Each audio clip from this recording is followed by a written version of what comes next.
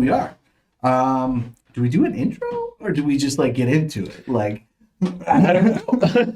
so what we're doing in this particular video, and I don't know if I'll have to do these intros for all of the other videos as well, but we are creating World of Darkness characters for a upcoming, who knows how long, but upcoming at some point in the future, revival of the Chronicle of Darkness game. We decided that, like, you know, without Mark, that we're going to do like a season 3 where it's like new characters, new setting, new scenario. And so I'm going to give you the information you're going to need to create this Chronicles of Darkness character. And also we'll be going over character creation at the same time. So if the eventually where we covered character creation wasn't enough, well, here you get to see it in action again. The basic premise for this is like, as far as you, the player, need to know, like information you need to know to create a character, it's Chronicles of Darkness world. So like there are supernatural things out there, and like maybe at some point in your life you've rubbed up against them. We can like discuss that during character creation. But for the most part, you are just a normal guy. Okay. You know what I mean? Like now, yeah, just like a normal guy. I am very heavily leaning towards setting it in Tucson again, because it was kind of fun for us, if not the viewers, to kind of like know where stuff was and like what's available and like where you can go. I liked that. Yeah, and I think it gave us like more like detail that we could add in as players. You know, like I didn't have to describe like you go to this particular part of town. Like you guys just knew where I was talking about. Yeah. You know what I mean? And I could still describe it to the viewers of like, this is the kind of thing it was. Yeah. But it was a real easy shorthand for the characters. I think it was also kind of fun because you guys like picked where you lived and like, you know what I mean? Like I know me personally, like everywhere, like when we were doing that game, everywhere I drove, I was like, this is inspiration. But anyway, so set in Tucson, but it is kind of like Chronicles of Darkness Tucson. So there's more homeless, there's like more urban decay, things aren't as nice. Like the sun doesn't shine quite as bright, you know what I mean? Darkest timeline Tucson. Yeah, darkest timeline Tucson. Okay. You know what I mean? Like, so there's a little bit more corporations, like the stuff that's actually happening in Tucson, like Amazon moving in and stuff like that. Like that's much more of a thing. Most people work for those giant corporations, you know what I mean? Like little mom and pops are like being shoved to the side. So that's kind of like the world you live in. Yeah.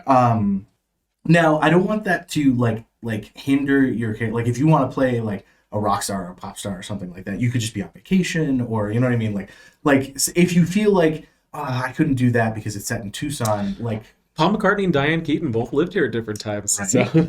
Or like if you're like, I want to be like a super famous surgeon, but why would I be in Tucson? Like maybe a family member is ill and so you got a job here just to help them, you know what I mean? Like I don't want you to take the setting and be like, well, I can't do this character concept because of that setting. We'll work it in somehow. Got it. That being said, like just to go over the top, like to like house rules that we're gonna do. So unlike normal Chronicles of Darkness, when we're doing attributes, each one of your categories has to have a stat that is a 3. Okay. Right. So that means your tertiary one is gonna have a 1. So you're gonna have one weak spot. Like you get to pick it. Like I'm not gonna force anybody, but I'm trying to get people to specialize a little bit more, and like because it's such a temptation to just like put 2 in everything. Yeah, you know what I mean? Like totally. And then that being said, in skills, now this isn't by category, but you have to have 1 skill at a 4 dot, so you're got to be an expert in something. Okay. And then a 3 dot and a 2 dot. Beyond that, you can put 1 dots in everything else if you want. Like that's, you know what I mean. But like the requirements are, you're gonna have to have a 4 dot in something. So like thinking of that when you make come up with a character concept. And then how I'm going to do merits is you have 7 points of merit dots like normal, but I am really leaning towards the concept of like I want us to decide together all the merits your character should have, and however many dots that ends up being, like not just stuff that you want, like I want common sense, like not like if you have a concept that doesn't have a lot of merit dots, sure you can spend it on stuff like that, but like I want us to kind of like work together, because like I don't want it to be where like in the hunter game, like some people should have had more resources than they did, but they felt they didn't have enough dots to put into resources, you know what I mean? So like, or like allies or contacts or something like they should have had contact dots, but they ran out of merits. Yeah, yeah. And then how I'm going to do it, whoever ends up, like, again, like us deciding this is something the character should have, not something you want, but something the character should have for the concept.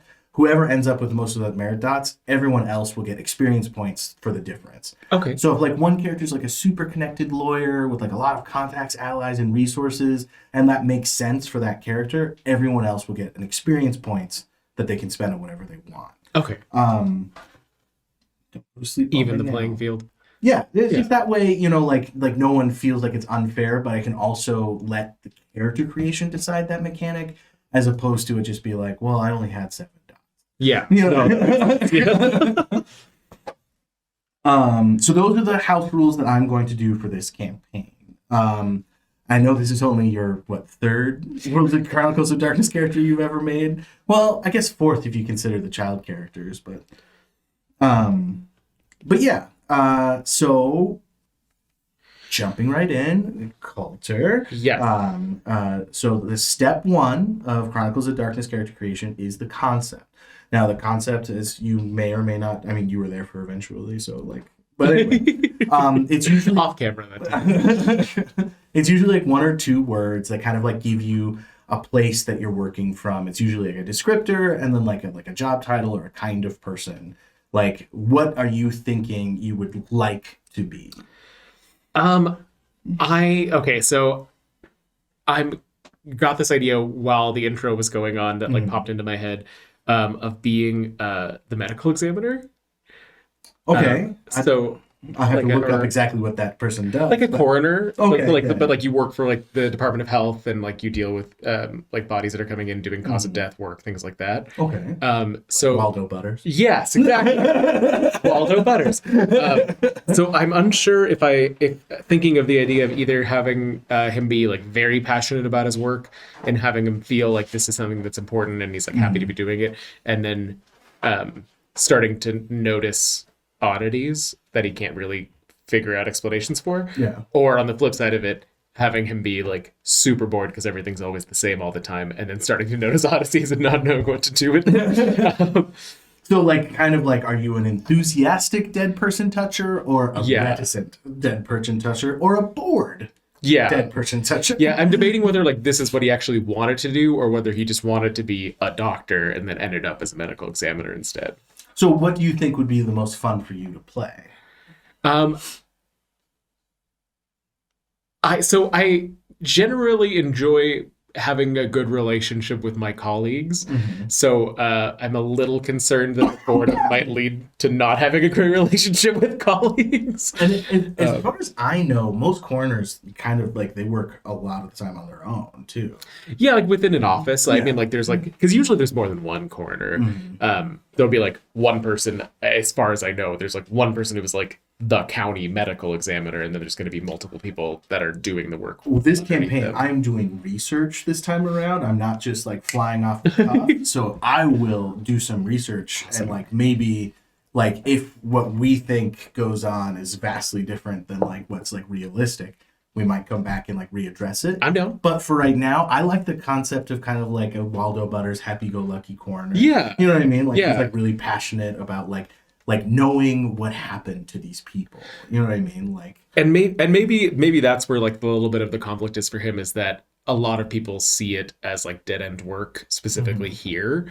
Like maybe if you were in like Los Angeles or like Phoenix or a bigger city, then it's exciting, and but like sleepy Tucson, like you know they're.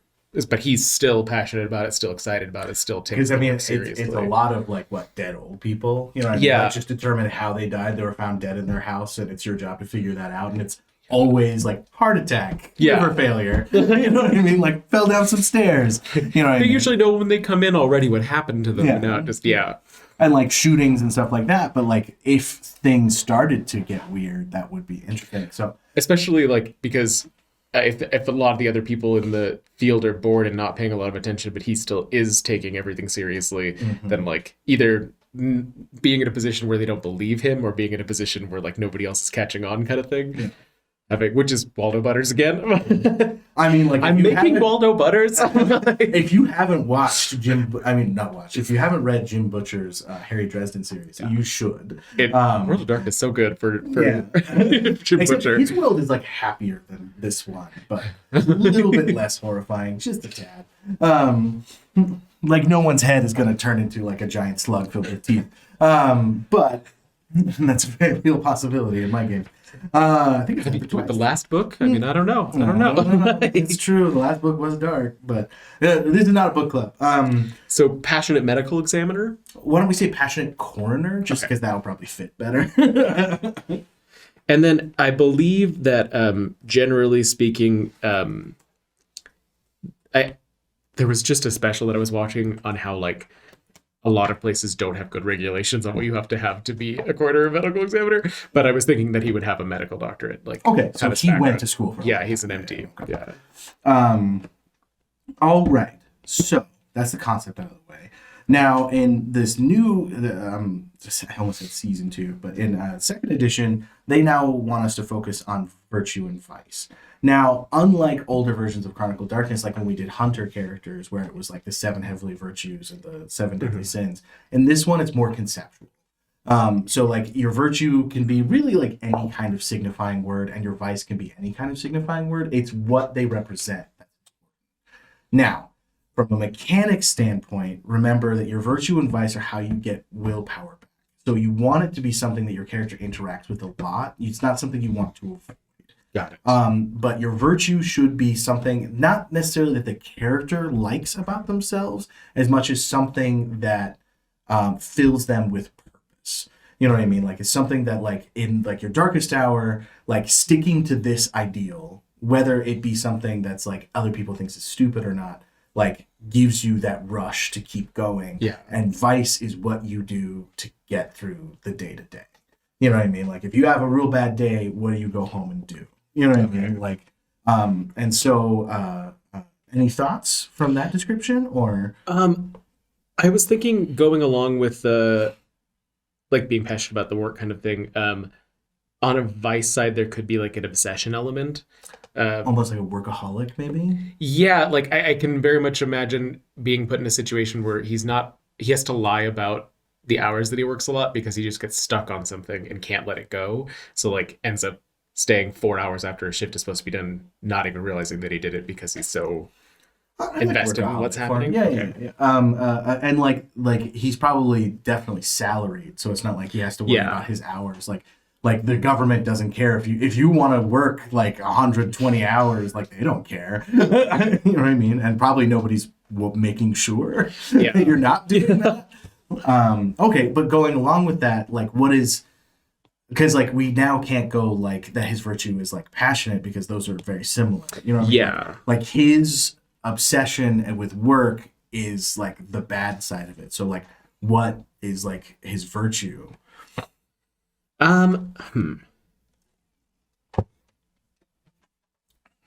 Compassion? Because I feel like the reason why he's interested in all of these people is that he doesn't want anybody to like be forgotten or like. So he like can't let things go. You know, like somebody's like, just let it go. Just like file the paperwork, and it's like important for you. Yeah, I don't know if that's like if that's still too similar to like workaholic. It is very similar. I mean, like that's kind of like sometimes the hard part about this is like you think of like one character trait and then, you know, but we could do kind of like martyr-y, you know what I mean? That could kind of go into, no, that's just workaholic. Yeah.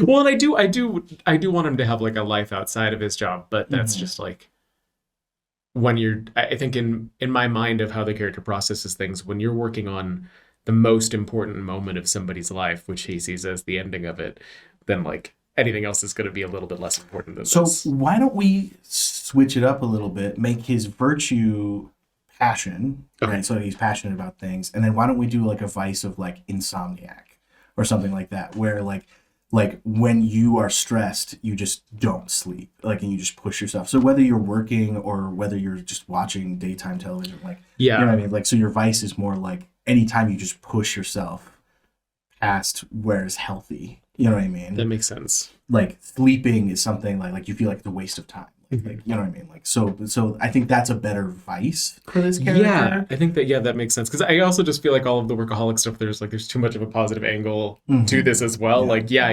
maybe he'll miss out on pieces of his life, but like he's getting ahead in what he cares about, so that's still not that much of. Well, and then like now him choosing this passion over his personal life, that's now a trigger for that virtue. You know what I mean? Like oh, I should be doing this thing, but there's like a backlog of 8 bodies, and like I know at least 2 of those their family are waiting to bury them. You know what I mean? Like so like I can skip like my girlfriend's parents' anniversary. It's happening next year. Like, you know what I mean? But that only happens once. You know what I mean? So like I like that better. Okay. But are you happy with it? Yeah, no, I do like that. Yeah. Yeah, because I was having a hard time with the vice side of it. I think that's always one of the challenges with like being used to playing D&D is we're making heroes in D&D and we're making people in World of Darkness. We're making people So- deeply flawed people. Yeah. Hoping they come out very flawed. Yeah. Like I like the concept of this, like when everyone sees your character, it's like, oh, he's the greatest guy in the office. But what they don't see is like when they all go home, you're still there and you're staring at screens and you're Yeah. talking to dead people and you're just, you know, like, And I definitely think that's very much what he does. Is Yeah. like when he's alone, has conversations with the dead. and then like also just passed out in a chair and people are like, oh, did you come in early? And then you like fell asleep and you're like, yeah, I got in early. yeah. You know what I mean? Like no one realizes that you just never go home. All right, so now we're on to attributes. And like I said before, unlike oh wait, let me actually write down these. So we went with passionate for your virtue, and then insomniac for your vice, right? Yes. I'm trying to keep notes. I hope everyone who knows me is seeing me take notes. I'm also not sure if I'm going to be able to use my screen recording because I keep being unhappy with my handwriting and rewriting everything multiple times. That's okay. It's just going on in the side over here. Yeah. All right. So now we need to move on to attributes. Okay. Now, you'd think I would have this memorized, but 5, 4, 3 or I'm pretty 4, 3, sure. 2? You assign 5 dots to your primary, 4 dots to your secondary, and then 3 dots to your tertiary. And remember, each category has to have at least one that has 3 dots in it. Which is easy for your primary, but like, I mean, obviously immediately in mental comes to mind. Same. You're a very, very cerebral person, but also he's sociable. You know what I mean? So I feel like definitely social is in there, but if he's an insomniac who never sleeps, he's probably not very physically fit. Yeah. I would agree with that. So I think that I would. Oh, that's gonna make me suck with weaponry, but that's okay. That's okay. I think everyone is ready for combat at all times. I think I maybe want to go backwards since I know that physical is going to be my weakest, and put my dots in physical into stamina. Be my 3 for that one because like that's how we can power through. So like 4. Oh, or you mean because you have 3 dots plus the 1 dot you already have? Yeah. Okay. So I'm going to put 2 dots in stamina. Okay. For sure. And then a little bit in dexterity makes sense because he's working with his he hands. works with his hands. Yeah. You know what I mean? Like so, like that makes sense. Should I flip those? So I almost think you should because like in my mind, he's very good with his hands. Like maybe he like, you know, is lithe. Yeah. But resolve is more staying awake. You know, Yeah. like over in the mental category. Like staying awake is more resolve than Than stamina. stamina. But Okay. it also makes sense that he would have a pretty good stamina to like because he is, you know what I mean? Yeah. But also not the best stamina because he also never sleeps. Yeah. So like his stamina might be higher if he slept sometimes. And then I think probably highest in mental and middle in social. Yeah, for sure. I agree with that 100%. So, okay, so I have 4 to spend in social. Mm-hmm. I think composure's probably going to be his 3 off the bat. Counterpoint, Uh-huh. not to stop you, but like, so if he's really good with people, like maybe his presence is high, but like his composure is his ability to handle things. You know what I Yeah. mean? Like that's his ability. Like so if he lives a very insulated life, like if he lives in this like hovel underneath the government building and he sees like five people a day, like his life is pretty steady. So maybe his composure isn't as great. I was thinking, and I guess maybe I was processing it as like his composure is higher because he has to see terrible things and like still be okay. Well, so I agree with you there. Let me check. Would that be more of a resolve thing? Well, there is Or a merit that's exactly for stats oh, okay. specifically. Okay. So let me look at what because I definitely want to get that merit for you. So let me look up that merit real quick, and then that might inform us. Tolerance of body is a resolve 3. So like, Okay. so that is like the game considers that more of a resolve thing. Got it. Because then composure is less. I see something horrifying and I keep my composure. It's more like when somebody breaks up with me, how do I handle it? Mhm. You know what I mean? Like, or you know, like if somebody's trying to seduce me, how well do I handle that? You know what I mean? Yeah. So it's like your ability to resist others. So like it kind of sounds like this guy is a little bit of a yes man. So again, I can see a lower composure. I'm not saying you have to take a lower Mhm. composure, but I can see a lower composure, but maybe like a high presence where like everyone's like, oh hey, you know what I mean? Yeah. Like I can definitely see that. Okay. But this guy has mental resolve up the ass. Shoot. Okay, so I got 4 to put in here. Yeah. So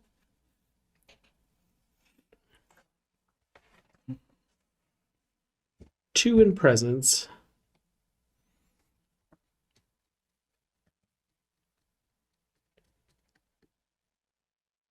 Remember, deeply flawed characters. It's Yeah. okay to have another one. It's perfectly fine. Like, you know, I'm not saying put it in composure per se, but like I'm saying, you know what I mean? Like if he is like incapable of lying to people, like One in manipulation. I think I might do that. because like I kind of like a character to me that has like 1 in manipulation, 3 in presence, and 3 in composure to me is somebody who rolls with everything. Like he doesn't lie, but he lets people come up with their own narratives. Oh, and I had put 4 in presence and 2 in composure.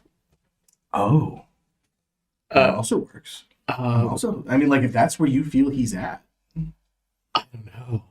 I don't know. Because I don't think I really see him as a yes man, but I do definitely see him as always like assuming the best of people Mhm. until like proven otherwise. Like in his mind, like seeing a murder victim that murders clearly the murderer is a terrible person, but like that person is not anybody he would meet. Yeah. Like that's like a monster that exists in some other place, Yeah. and anybody that he interacts with is probably a good person, and like that's his Well, and also assumption. he sees most of all deaths, and like Yeah. it's actually pretty rare to get like a murder victim. Yeah. You know what I mean? Yeah. Like so like maybe that's just the medical examiner office he works for. You know what I mean? Like maybe there's one downtown where it's a completely different story. But I guess I did imagine him dealing with gruesome deaths as well. Mhm. Like so like having dealt with car accidents, having dealt with yeah. like maybe less homicide, but having he's seen homicide before. Like he's done yeah. Okay, so yeah. 3-1-3. All right. 313. Yes. Okay. Yes, mama. And then I have 5 to spend on the last one. Yep. Intelligence is definitely going to be up there. Resolve is definitely be up there. I don't really want to screw wits, but Well, and I mean, you know, it's one of those things where this could be his most average category. You know what I yeah. mean? Like because like a thing to remember, like if his resolve is 3, his intelligence 3, his wits is 2, you know what I mean? Like that's a perfectly normal character. It could be that his beautiful medical mind comes more from skills than his like base. Like he might not be the smartest guy on earth, but he's like studied. You know Yeah. what I mean? Like so like that's the other side of where the world this is what separates it from something like D&D where like your ability scores are super super important and your skills are just kind of like a thing that you have in you can compensate for a low attribute with a high skill. Yeah. You know what I mean? Like, because it's all about getting that dice pool. So.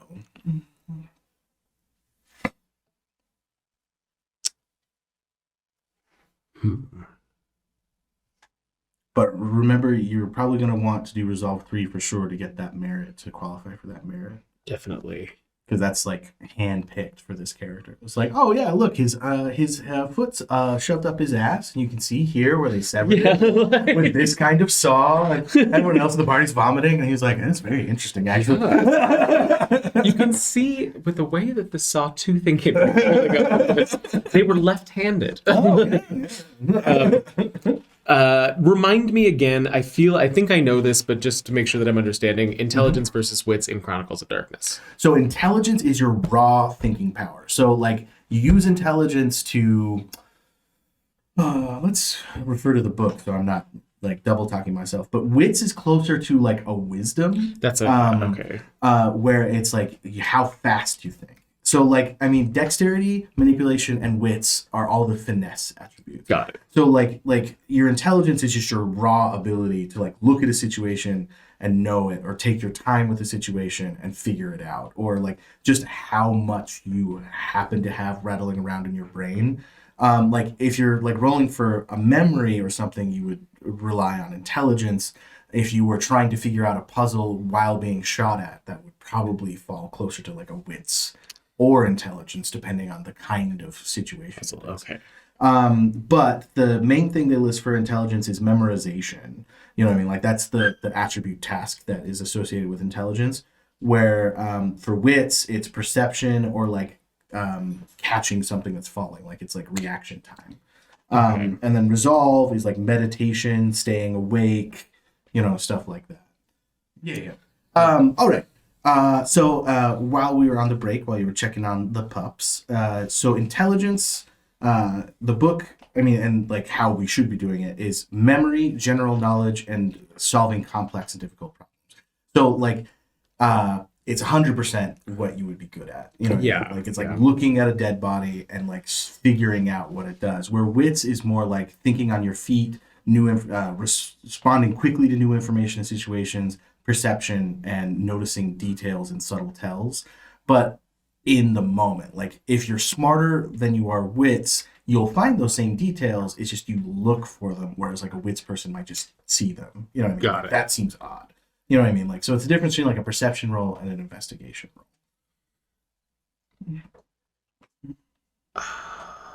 And the resolve is your focus despite distractions or discouragement. Patience, concentration, determination. I want to give him 4 in intelligence, but I do think that he's still quick on his feet. Well, and keep in mind, like, you know, like there's somewhere to grow. You know Yeah. what I mean? Like you definitely like maybe make a note for yourself that like intelligence is definitely a place where you want to increase this character.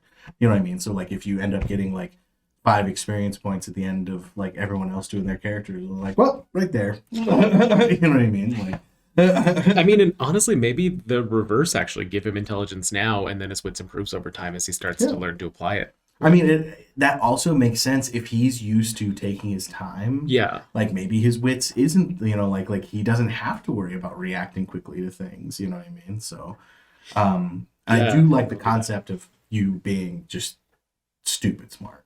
You know, like just. I'm trying not to recreate Gimbal because I've been realizing that I have like 2 character archetypes that I pick, and it's either a Kirill or a Gimbal. So I'm like trying to get out of that a little bit, but I was like, okay, I like playing stupid smart characters. I mean, this guy is definitely not Gimbal. Yeah. Right? Like, I mean, Gimbal would never hold up a severed hand and be like, look at the phalange. They must have been a pianist.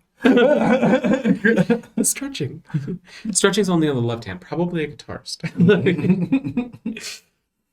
All right, so that puts us at intelligence 4, right? Yes. Then wits of 1, right? Yeah, intelligence 4, wits 1, resolve 3. All right, resolve of 3. We'll see if this comes back to bite me in the ass. All right, and so because and this might be an opportunity for you. Like, I am granting everyone because I want people to use willpower more. I'm offering everybody either a free dot in resolve or a free dot in composure Okay. at character creation. So like if you want to like backtrack a bit, put a 2 in wits and then put that extra dot in resolve, that is fine with me. Or if you want to go up to a 4 resolve, or you know what I mean. Let me think about it. But it's going to be resolve or composure, and that's just because those are the 2 that go into willpower, and I want Yeah. to make sure everybody Yes. feels like they've made the character they want to make, but still have an okay willpower pool. That is very fair. I'll keep that in the back of my head that I'm either going to add 1 to wits or resolve. All right. So next map. I believe it's 1174. Let me just double check, but I've been doing this. That sounds right to me. Yeah, 1174. I've been doing this too long. All right. So mental, physical, social, and like again, as I say every time we create these characters, I would highly suggest going through each skill, putting a dot into whatever you know you want to pick up, and then going back after the fact and choosing how many dots you want to put in everything. Now, keeping in mind that you have to have an expertise, which is a 4. You have to have something that you are professionally trained in, which is a 3. And then you have something that you are practiced at, which is a 2. Okay. Other than that, you can have more than 1 3 if you want, like, but those are the minimums. Okay. I think And then if you have any questions about the skills, please ask me. academics, for That sure. makes sense. Yeah, you did go to college. And I think that it's like the idea that interests him the most in examining death is this kind of an idea of completing somebody's story. So I think that he's also really interested in history and really interested in like famous figures, things like that. I mean, It's like, all about this I story think of in his head. like a Temperance, you know what I mean? Like from Bones or something like that. Yeah. where it's like, you know, like I don't think you can really study the dead without being fascinated in like the super dead. As well, you know what I it's mean? like people in general is what he's interested in. Because like you can go to a museum, look at a skeleton, and tell things about their lives that the normal person can't see. So I feel like on some level you couldn't help but be interested in history. So academics make sense. So I'm somewhere between a Waldo Butters and a Temperance, but more friendly. Okay, probably investigation, because we're looking at causes of death. Mm-hmm. Medicine for surezies. Yeah. I'm gonna leave the other ones for now. I mean, science probably, Well, science I don't represents because kind it's of really specifically the medical science in this case. yeah, and well, like science is more like biology, physics, chemistry, geology, and meteorology. So like I could see some like interest in biology, but at the same time, like I feel like this character focuses on humans more than anything else. So like, Yeah. I think he would look at a possum and be like, "What is that?" You know what I mean? Like, so like I can actually see maybe not sciences. You know what I mean? Like I'm sure he picked up some while he was at school, but I can definitely not see it being like something he specializes in. Yeah. Yeah. I don't think computers, because I feel like computers to him is just a matter of keeping Yeah, he's spreadsheets got like in. an old iMac that he puts all of his spreadsheets into. Probably not crafts, unless I find out down the line that he knits to try to de-stress. Possibly occult, just because of the history side of it. But I'm not 100 on that one yet. Well, let's look at the other categories and like we can come back to it. Like this is a process for sure. So in the physical skills, what are we looking at?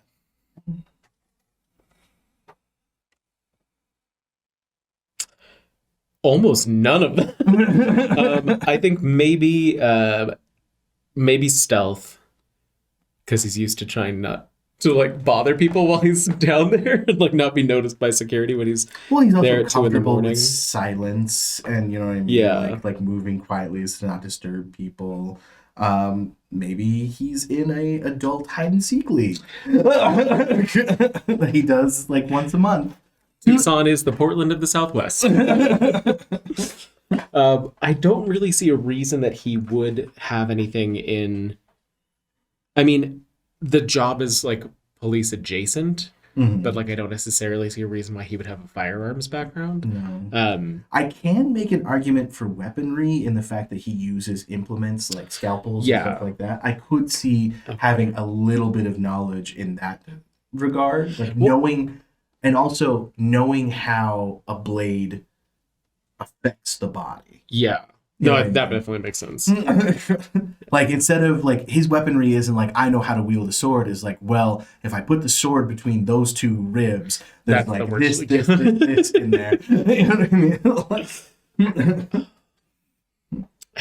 And of course, like my brain is still going on that like optimization moment where I'm thinking like, he's weak AF. Like, But that's if he ever ends up at anything, he should probably be shooting it. And like, but like close we're up. not building from that Yes, perspective. we're building a not doing person. that. We're building a person. We're building a person. Keep having to remember to look at the camera and not the screen. I want to look at the Faces screen on it. every time. Yeah, and or I yeah. look at that camera because Like- when I sit here, that's the camera I always look at. I look at that camera when I sit here, and it's like, yeah. Okay, so those are I think the only things that I have in physical. I mean, I could see that like maybe he is a person that like, because I'm trying to figure out where his de-stresses come from. So I could see him being somebody that jogs or does something like that just to get out, try to get out of his Also, head, like- whether he's like, successful at it or A not. dot in athletics could also represent just the fact that you never do sleep. You know what I mean? Like you do jumping jacks or sit ups to Ways to avoid stay awake. sleeping. You know what I mean? Like, because athletics, yeah, like we tend to think of, or like maybe he's really good at darts. That's athletics. Yeah. You know what I mean? Like, and then like there's always room for like a point and drive. Like maybe he just particularly likes driving. You know what I mean? Or like a point in larceny. Like maybe he is good with his hands. So like maybe he's not a seasoned pickpocket, but he could probably do it if he tried. Yeah, I think I'm gonna go with larceny. And then I would highly suggest a dot. I think that would really work for this particular character. Okay. And like if you only have force points to spend, that would be a good investment for your physical skills. Well, and I was trying to think of like were there any of these that I would want higher than their base. So maybe I'll get rid of one to increase athletics And or also- stealth later. You know, if physical isn't a like if you look at a category and you go like I don't really see any of these, that's a good category to have a bunch of ones in because it gives you somewhere to throughout the story grow into. True. You know, the first time you kill a guy with a baseball bat and you get an experience points for it, it's like weaponry. You know what I mean? Like I'm gonna do better at that next time. yeah, or like he figures out how to pick locks or pickpocket someone, like then his larceny increases. You know what I mean? Like, Yeah. those are good places to grow from. So That definitely makes sense. and then social skills, like I mean, I'm sure he has at least a few. Yeah, I think that empathy for sure.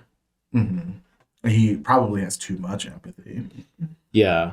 I would say probably socialize because he has a ridiculous presence right now. Not a ridiculous presence, but a decent presence. Well, and also socialize. I mean, a person in his, he probably has to go to like fundraising stuff, and he also has to deal with cops, and he has to deal with medical professionals. Yeah. He's good at melding in Shifting different groups between. of people, and that's what socialize is for. So that makes a lot of sense. So my other thing would be expression or streetwise, because I feel like he's not an intimidator. And based on his manipulation, I feel like he's not really a persuader. No. Like, so I feel like expression and streetwise are the other two that I'm But- thinking of. As another side of things, like I mean, like I can definitely see subterfuge because he does lie to people pretty regularly about like his sleep schedule and stuff Yeah. like that. I can definitely see that. What was the expression? He writes reports all day long. Yeah. You know what I mean? So like being able to express himself with words would be something that would be a big focus for him. I would make the argument that persuasion with a high presence, like we tend to think in a D&D sense, like, oh, manipulation goes with persuasion. Not necessarily. Because even asking somebody, hey, can I come over? Like that's not manipulating anyone. That's just your presence along with your how you asked it. Okay. You know what I mean? So like manipulation is choosing the right words to get somebody to do something, where presence is just your force of personality. So as long as you're not like manipulation is your ability to word it in a way that makes them want to say yes. Presence, you're just likable. You know what I mean? Like so, so you know what I mean? Like I would not necessarily completely think, oh, he can't persuade anyone of anything. I think he's probably very persuasive, but in a genuine way. That makes sense. And I don't know if maybe I'm thinking of streetwise a little wrong, because I was thinking of streetwise in the sense of like knowing okay, so there's a lot of gang activity in this area, and it's all this gang, and they kill people in the same way. This area has a lot of elder death. I like starting to recognize patterns of like that kind of thing. I would almost view that more as politics than streetwise. Okay. You know what I mean? Because like streetwise is like knowing the people on the street, Which he doesn't interact with at all. whereas politics is understanding the systems inherent in that neighborhood. So like knowing this neighborhood has these like this kind of social structure is more like a socialize or a politics, and then streetwise is like knowing who to buy drugs from, which your character would have No idea. Okay. Okay, cool. I think I'm happy with all of those then. All right, 1174. Okay. With a mind towards your specialties, because remember you do have 3 for the specialties. So Okay. I think that medicine's definitely a specialty. I think I'm going to add politics as one of my dots. So do you feel like your character's like expertise is medical or investigation? Like is he better at figuring things out about the body, or is he better about understanding the body? I think that for him, they go hand in hand. Because it's looking for disruptions in that system. I'm not disagreeing. So, I'm just like trying to figure out. Yeah. Well, and you said I have three expertises I can put in? Oh, no. So the specialties we'll do after. Like, let's focus on dots for right now. Got it. Because the specialty is just like, so if you had a medicine specialty, it might be on, like, because to me, like a coroner has more of investigational specialty than medicine. You know what I mean? But so like 4 dots in medicine as opposed to 4 dots in investigation. Expert in medicine, a character at this level is one of the best doctors in the region, possibly even the country. He can diagnose and treat obscure conditions and can handle just about any medical emergency that comes his way. That doesn't necessarily sound like this character to me. Yeah.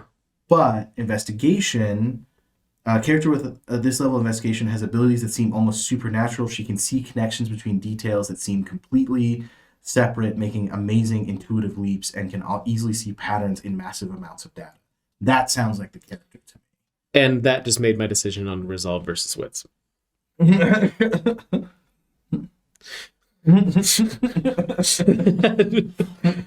yeah, I think that's fair. So right now I have 7, 8, 9. Well, you did talk about wanting to pick up a dot of occult. Yeah. So, like, you might consider that. Yeah. I think occult, and then whether I want to put it into politics or academics, probably academics.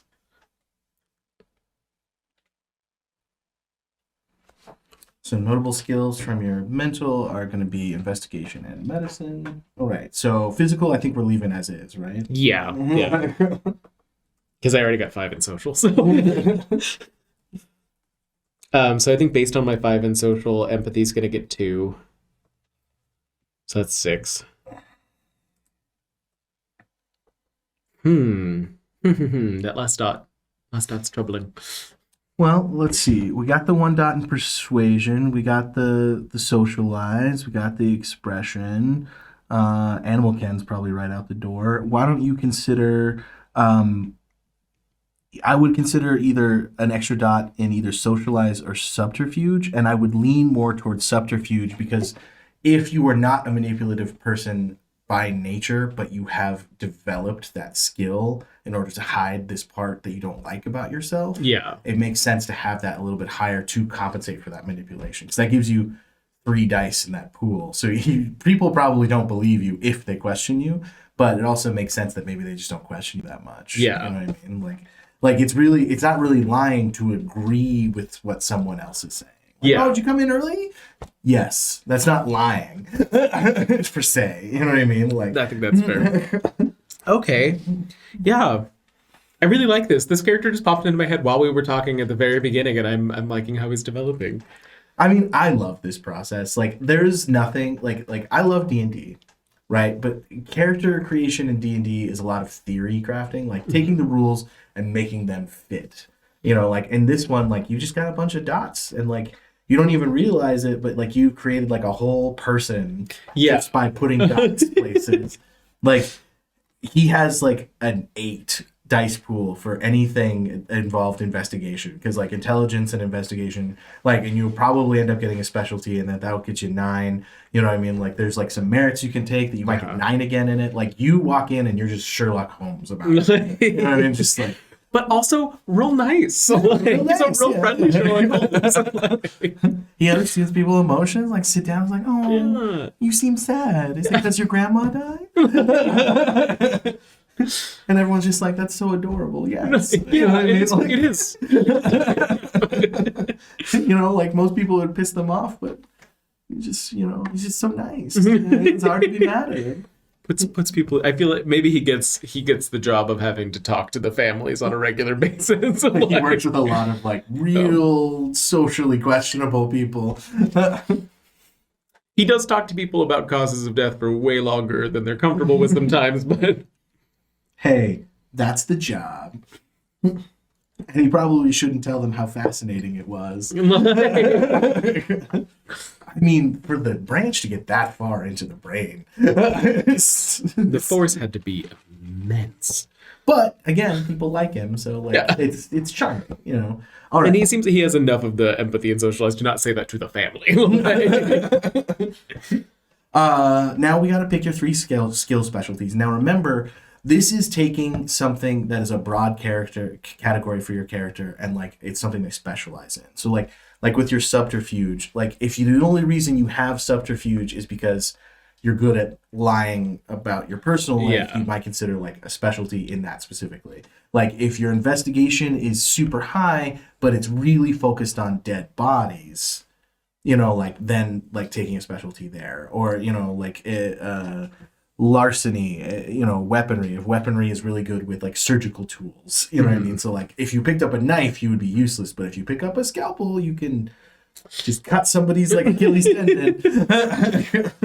And you know exactly where to cut and how much pressure to put because you've cut a lot of those. I have 3 of those. Yeah, you have 3 for free, and then they're pretty cheap to pick up later, so don't feel pressured. I think investigation for sure is ease. And I think it would be around death. Right, death in really little letters. I would maybe even say autopsies specifically, but yeah.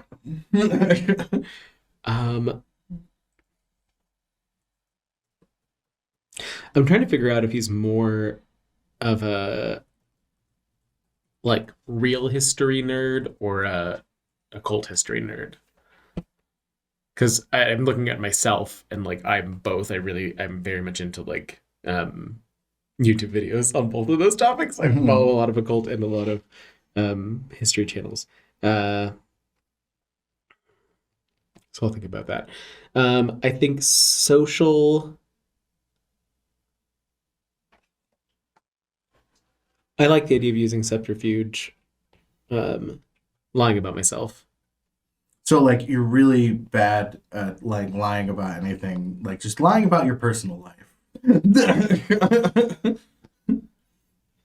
We'll just go ahead. I'll be a kind storyteller, and you can just put lying. Like you're pretty good at lying. Because lying about yourself, I don't know how often that's going to come up, but like that seems a little too niche for a specialty. I think I spelled lying wrong. I think it's L-Y. I think you're right. Right? Clearly, I'm a math person, not can't write things. I got 1 more to go. Do they have to be 1 in each, or can there be 2 in 1? You can have 2 in the same one.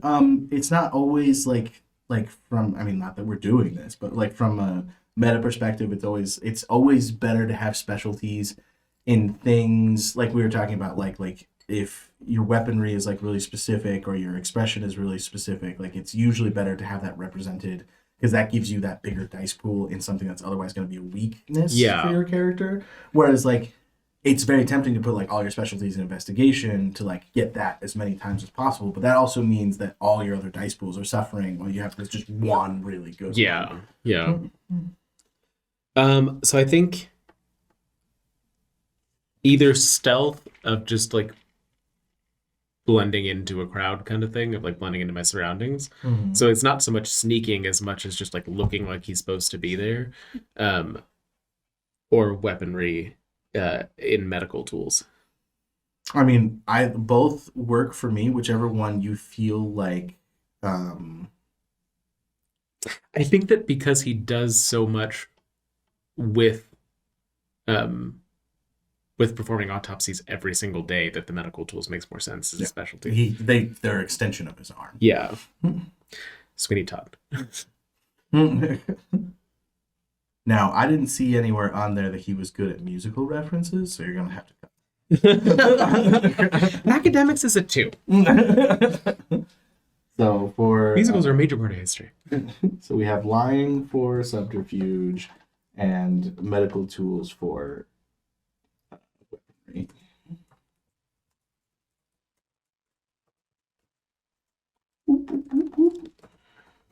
That was a weird noise. I'm sorry, everybody.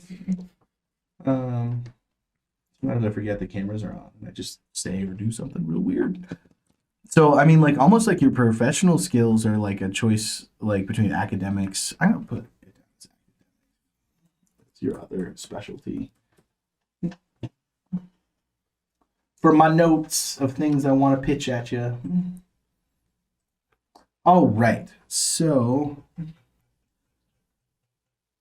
let's see. Nope, that's too far. That was step 5, specialties. Now we move on to step 6, which is our merit category. So many merits. There's so many merits. I'm going to turn to my digital one here. I'm going to hand you this, and then we'll just kind of go through it together. And remember, we're not looking for stuff we want, per se, as much as stuff that that just makes sense for the character. Fits them. I have a couple mentally that I've already kind of like picked. Like we definitely know we want to do. I need to get a better laptop. Like the amount of like before the stream, I never use my laptop for anything, and now I use it constantly. um,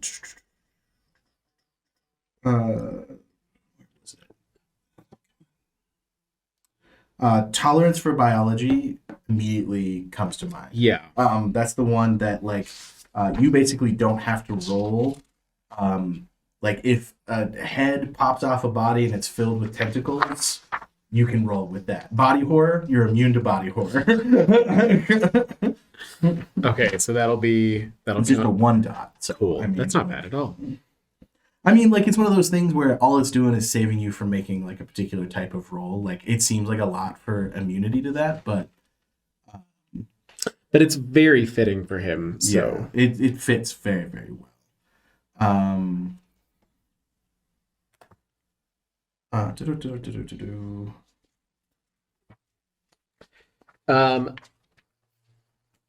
gonna keep eidetic memory as an option on the back burner. Yeah, I can definitely see that for him. I don't necessarily see encyclopedic knowledge, even though like that immediately comes to mind, because I don't see him being particularly pop culture. Like I can see him kind of being like, I'm sorry. Well, and I think that as far as like encyclopedic knowledge, like he's used to having resources to pull from. Yeah. Like I just know it's in that book and I'll go get it out of that book. I would like to put up area of expertise, that you choose one of your specialized skills and that becomes a +2 for that specialty as opposed to a +1. Okay. For that autopsy specialty. Just because like to me, like you've created a masterful coroner. You know what I mean? Like so like when it comes to cutting people up and telling what killed them, I feel like that's your area of expertise. Okay. Like that definitely like is one that like I almost like want to insist on. But and you meet the prerequisites for it. So I do have 5 in that already. you don't want 6. I just love common sense, probably not. No. Danger sense, probably not. Directional sense, I don't see. No. Eidetic memory, I can see where you're coming from, but again, not necessarily. You know what I mean? Like it's good, but I don't think it's like eye for the strange, a breath of knowledge about the supernatural.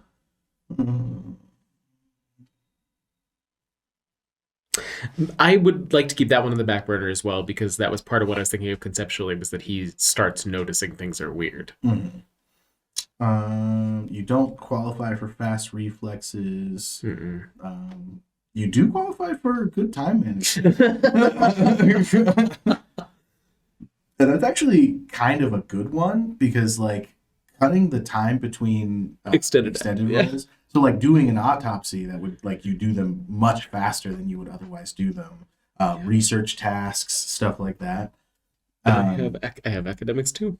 I just feel like that one is one that your character would be particularly.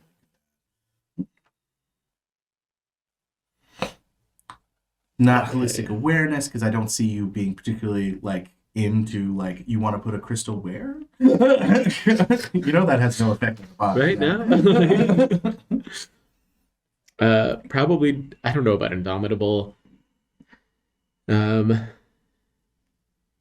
I think your high composure already kind of covers what Indomitable would do for you. Interdisciplinary specialty, I can kind of see it.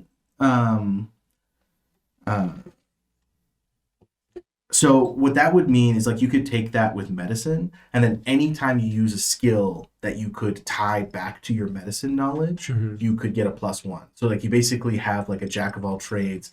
Like so like if you are doing a subterfuge role that involves like somebody's health, like you could in theory like use that medicine. So like that would be one that I would consider.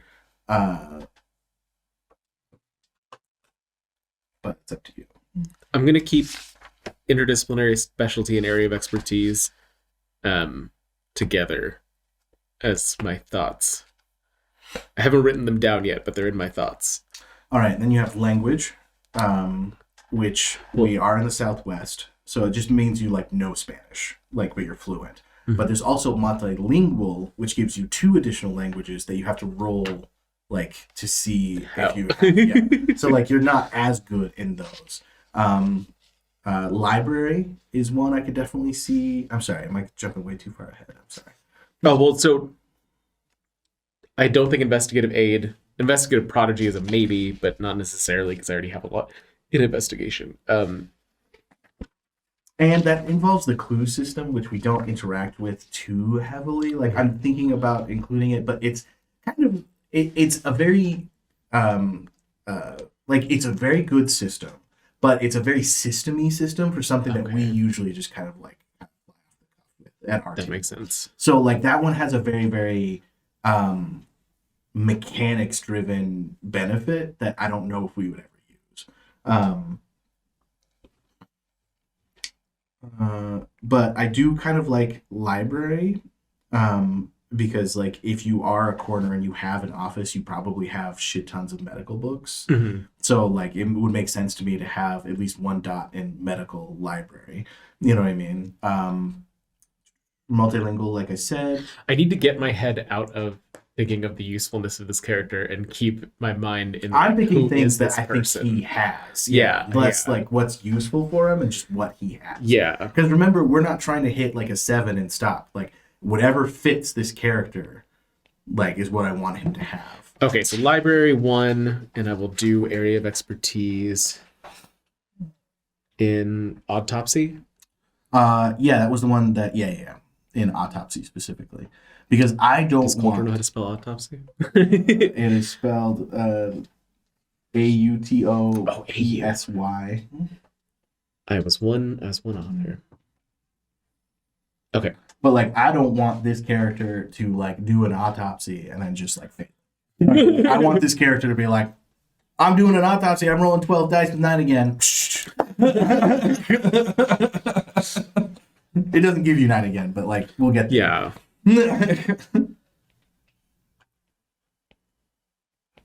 And then for library, make sure you indicate that it's medicine.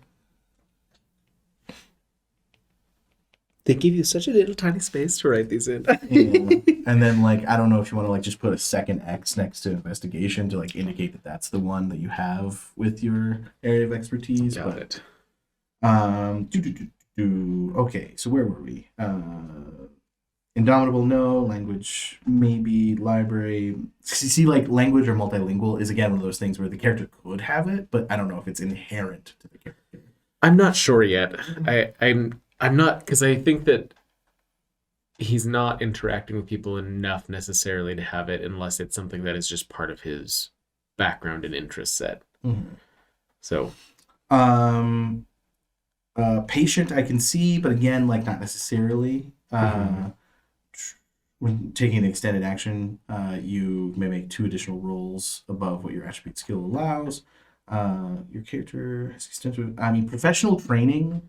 I'm leaning towards, just because again, you are a trained professional who's been at this job for a while. So having professional training in coroner like makes sense, and it has a lot of benefits that you can grow into. You know what I mean? Like it starts out with like some little stuff, and then it grows from there. I think I'll do 1 there.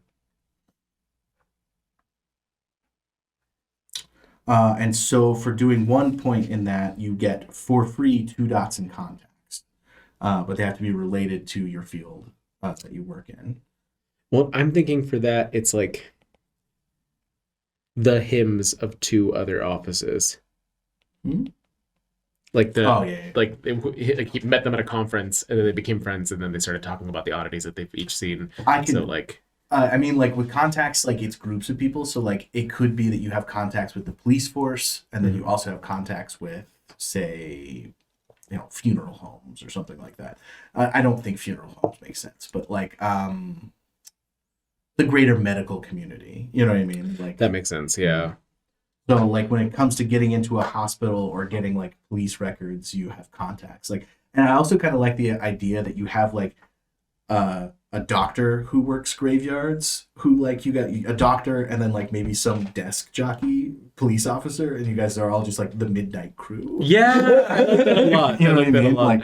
Like none of you guys sleep, and so like you keep each other company, and like you know what I mean? Yeah, I like that. I realized the PDF that I used doesn't have another page, so I don't know where to put my contacts right now. I'll have to figure that out. It's fine. Would you like a blank piece of paper to write notes on the back of? Not yet. I'll put it at the bottom here. So I'm gonna put contacts, the Midnight Crew. But just make sure, because like how contacts work, it has to be specific. Like so, medicine, like hospitals and police force. Got it. We already have tolerance for biology. That was the first one we picked.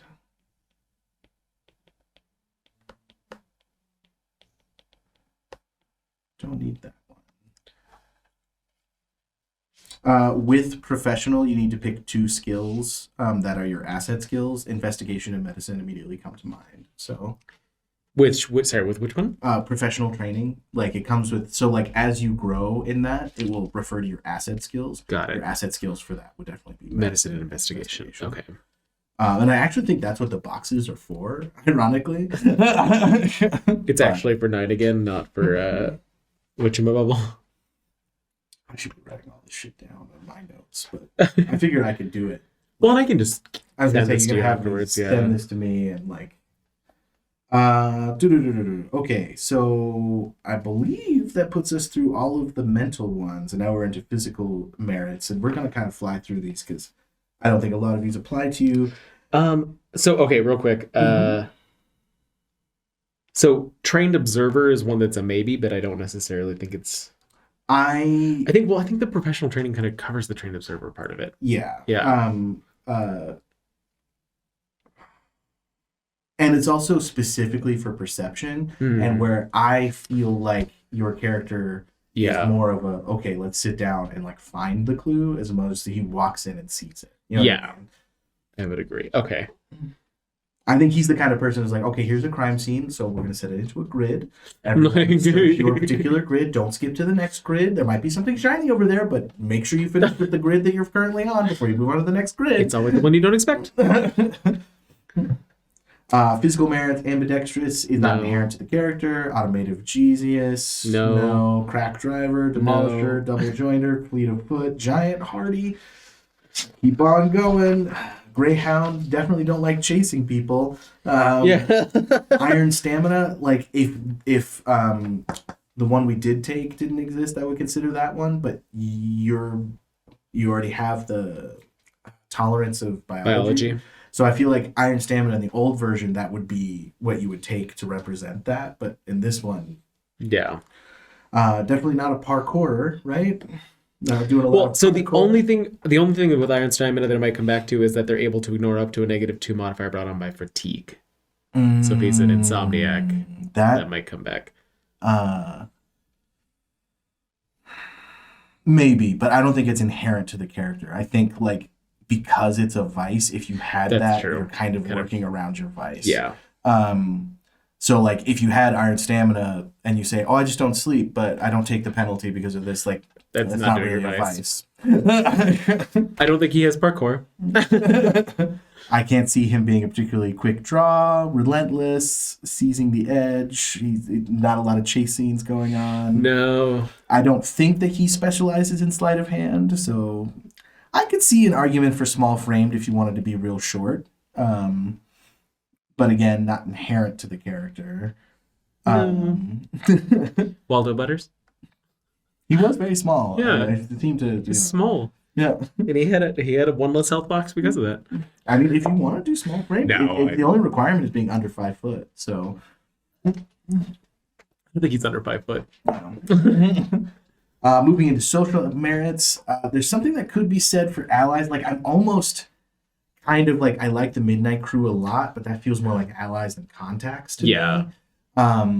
So like I almost kind of want to feel like maybe your contacts are in like the office you work for, so like the medical examiner's office, and like maybe like the police, and then like your ally is like this Midnight Crew group that is like, you know what I mean. But we can kind of like play around with that. That's one that I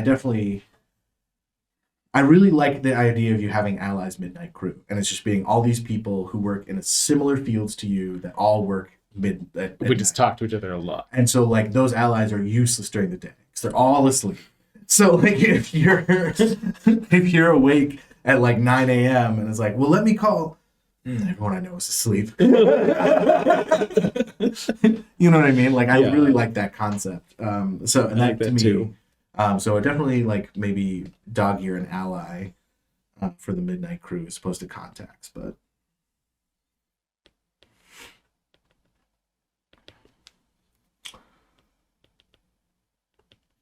And I like that they're all a little weird and a little nerdy. So like the Midnight Crew is not just a moniker that is actually they joke about calling themselves that. Yeah. Like they call themselves the Midnight Crew. Yeah. Like training the new guy. I mean, the Midnight I'm Crew. gonna be honest. The night auditor at the hotel next to me, and like we have a group chat called Midnight Crew. That's so weird. Like it's an actual thing that I do in my life. So I love it. And then like when you're looking at the mechanics of contacts, like the mechanics of contacts, you have to roll to get information from them. So they're not your friends. Mm-hmm. You know what I mean? Like whereas like allies, they're willing to help you. The dots just represent how far out of their lane they're willing to go to do stuff. You know what I mean? Like, so that's why I was like, the Midnight Crew sounds like allies to me. You know what I mean? Like contacts are like, you could call the police detectives that you know, but they might go like, who are you? Why? You know what I mean? Like, unless I can make it make sense as to why I'm talking to them. Yeah.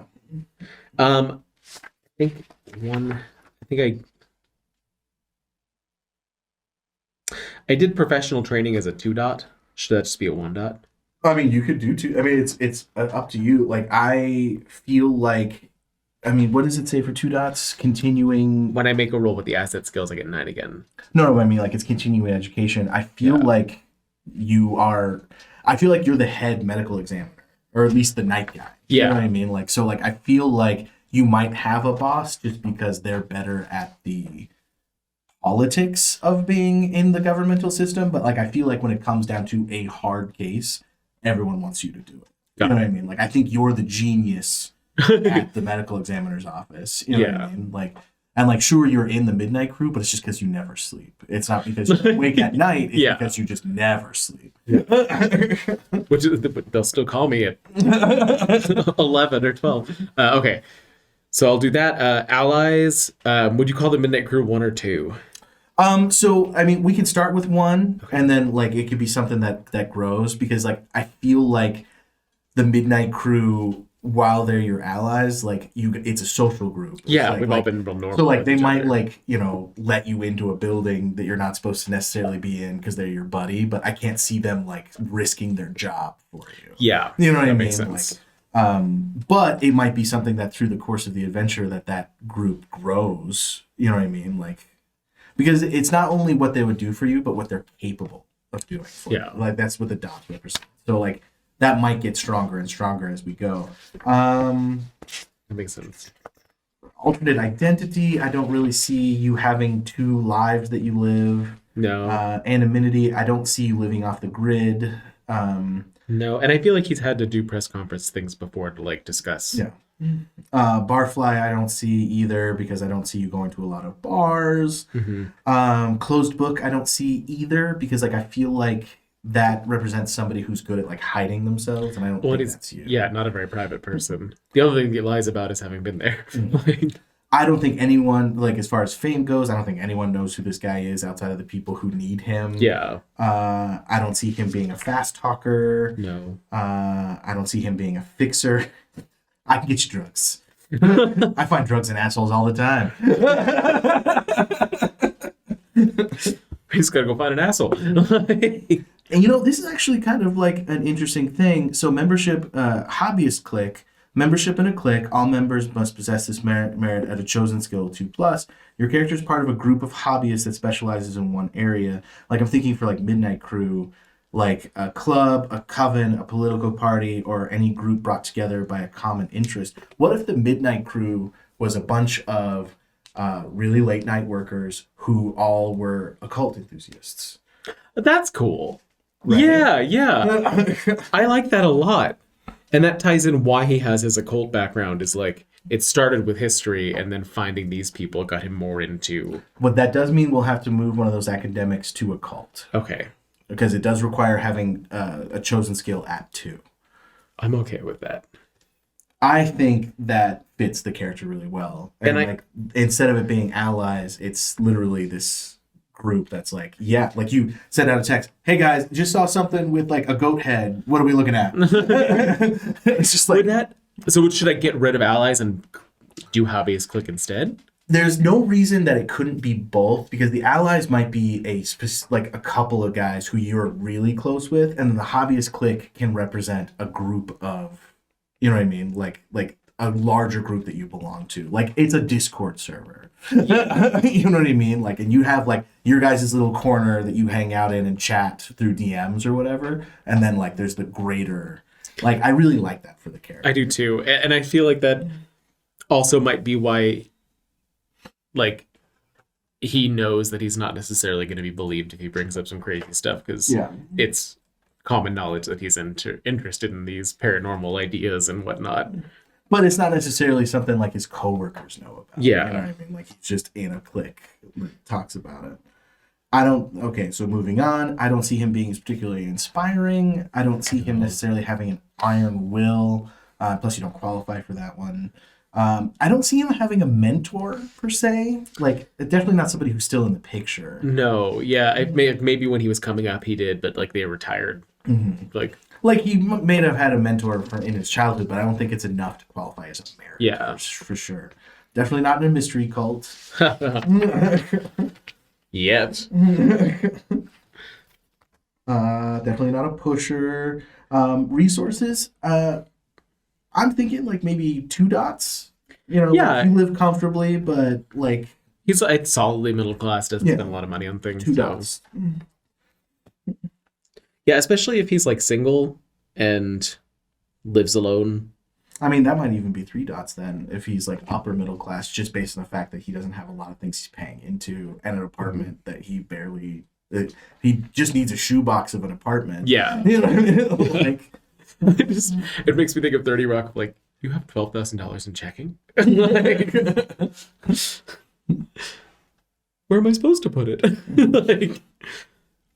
Maybe just 2 dots, and maybe he spends a lot of money like given to Kickstarters or like, you know what I mean? Like I can see him being like, I don't know what to do with this money, so like maybe he gives a lot to charity and stuff. Yeah, Like, I yeah. like that for the character. I think that makes it because I mean, if he's not gonna use it, then Yeah. I don't see him having a retainer, like a specific sycophant or servant. no. I do kind of see him. Where is it? So let's just keep going through. So, safe place. Probably Again, not. I think he basically lives in public buildings. Yeah, like, and he doesn't ever consider himself in danger at this point in his life. So I don't doesn't have think a reason smaller for it. unit tactics make a lot of sense for him, even though that might be something that develops as because you are such a high presence character. Like I can see that being something that once the campaign picks up, I can see that being something that he's definitely into. Spin Doctor, no. No. I'm actually kind of leaning towards staff a little bit. Because he has like, if he's like the head of his shift, Yeah. there's people under him. So like at least one dot and then like have that person do computers. So he has like an assistant that like transfers all of his crazy ass notes Into into computers.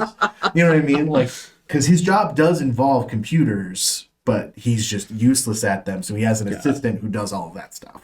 I like that, and it makes sense that he'd have like a secretary or assistant. Well, and like, you know, like if you need to make a computers roll to like look somebody up, you have an assistant who's like, hey, can you look up this person in like the medical database that you should know how to use? Yeah. Because what that gives you is it like simple tasks you can give to a staff member and you get one automatic success. Oh, nice. Okay. So like and like multiple dots in staff represent multiple people who work for you for different skills. So like Got it. like if you were like a CEO, you might have a staff member who focuses on like running and getting you things, and so like athletics is something they're gonna like. That's a stretch, but Yeah. like you might have a numbers guy who's good at academics, and you might have like you know a medical guy or a finance guy or you know. Yeah. That makes sense. Cool. So I'll give my assistant the computers. Your character has a standing membership, so status, standing membership, authority, control over, respect from a group or organization. The closest thing I could think would be that hobbyist click, but you already have hobbyist. Yeah, click. so I don't really need that part of it. Striking looks. I don't think it's inherent to the character. No. Sympathetic. I don't think you're good at letting others get close. So I don't see table turner or takes one to know one. I don't think you're particularly tasteful.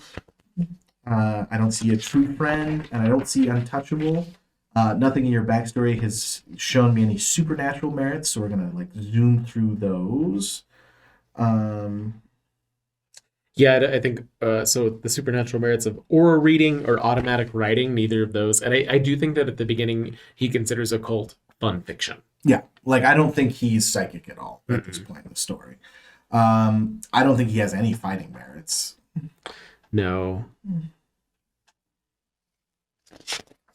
He's probably never been in a fight in his life because he doesn't put himself in dangerous situations and he's fairly friendly. So like what's how's he gonna end up in that? Sorry, I'm still moving through. Oh, you're good. And I know there's a lot of options. Yeah, there's a lot of options, but like I don't see this character knowing how. No. You know what I mean? Like as much as that sucks for you as a player, I just don't see him. He's never had to. That's a lot of merits. Yes, but like I said, you know what I mean? Like I think everyone's gonna end up with a similar amount. It's 12. That's not as bad as I was thinking. Cool. Okay, that's done. So now we just got to do like the fun math. Well, we got to do a little bit of math, but I also want to determine some breaking points and talk about now that we have like a good solid feel for the character. Let's talk family. Does he have family? Okay, so during the break we like chit chatted a bit. And I think we decided on a name Kelvin. Yes. And we can decide on the last name at some point. Kelvin is Kelvin. Yes. Like the temperature. And then as far as family member goes, we have mother and father still married. Yes, mother and father still married. They live back east. Mm-hmm. I think that they live in, I'm going to say Connecticut, because it's easier for them. Mom does a lot of conferences in different places, and that's like a good not having to live in the city, but able to get to Boston, New York, DC without having it be a hassle. Excited. My mom is she has her doctorate in physics and does study of theoretical physics. Dad is an artist. I kind of almost want to see him as like a stay-at-home dad. That's what he is in practice. He's like a family man. Yeah, he's still like when they met, he was an artist. He was the one that ended up staying home to raise us because her job was much more demanding. So like out of kind of necessity, if they needed a stay-at-home parent, he was the one. Like, she's not going to stop working, obviously, and she's also very passionate about her work. So and I think that now that they're empty nesters, he's gotten back to his art. He's never been extremely successful, but he has sold some pieces, and he will never let you forget that. I also love the concept of a dad who has like a craft nook instead of a man cave. Yeah. It's like, you need yarn? I got yarn. He's got his studio. Yeah. He never called it a nook. It's a studio. Yes. It's a nook. And then mom has like the study with like the books. Yeah, like the full library. She has her pipe and her brandy and like getting rid of those gender roles, like mom's the breadwinner. And then we decided you have two siblings. Yes. Marie and Albert. And Albert, all named after famous scientists. Yes. And then is Maria the one with the doctorate, or is it? Yeah, I think she has the doctorate in music, and she lives in Austin. Ooh, Austin. And so she teaches music there. I'll figure out what her instrument is. I'm feeling double bass or oboe, so something a little bit, out there for just niche. We're all very niche family members. And then Albert, I think everybody kind of left the nest. I think he's up in like San Francisco, Seattle. He's somewhere up in the Pacific Northwest. I don't 100% know. I said I like the idea of us all having doctorates in different things. So either philosophy or so upset your mother. Oh yeah. So maybe philosophy or English would be the two that I like. One or the other. I like philosophy. I think there's a lot there for that, because like family dinners would just be oh my gosh. And then we're thinking San Francisco for him. Yeah. I think San Francisco or Seattle, but I like San Francisco as a thing to like, we all kind of found, not to compare Tucson to Austin and San Francisco, but like we all found kind of Portland? Little weird. Oh yeah, okay, Portland, yeah. So Portland, Austin, Tucson. And Tucson. Yeah. Like you all found your own, like, and you all argue about which one is weirder. Yeah. It's like you just haven't found Tucson yet. And then for your mother, I kind of want to ironically name her also after a scientist, but it just be a normal name that happens to be a scientist's name. So let's see. I mean, she could be the Marie, and my sister could have a much more like direct scientist name. I'm very interested in naming her Alberta. So like they were like, well, our next kid's gonna be Albert Einstein. Oh. And then maybe your brother is Nikolai, like Nikola Tesla. Let's see. Oh gosh.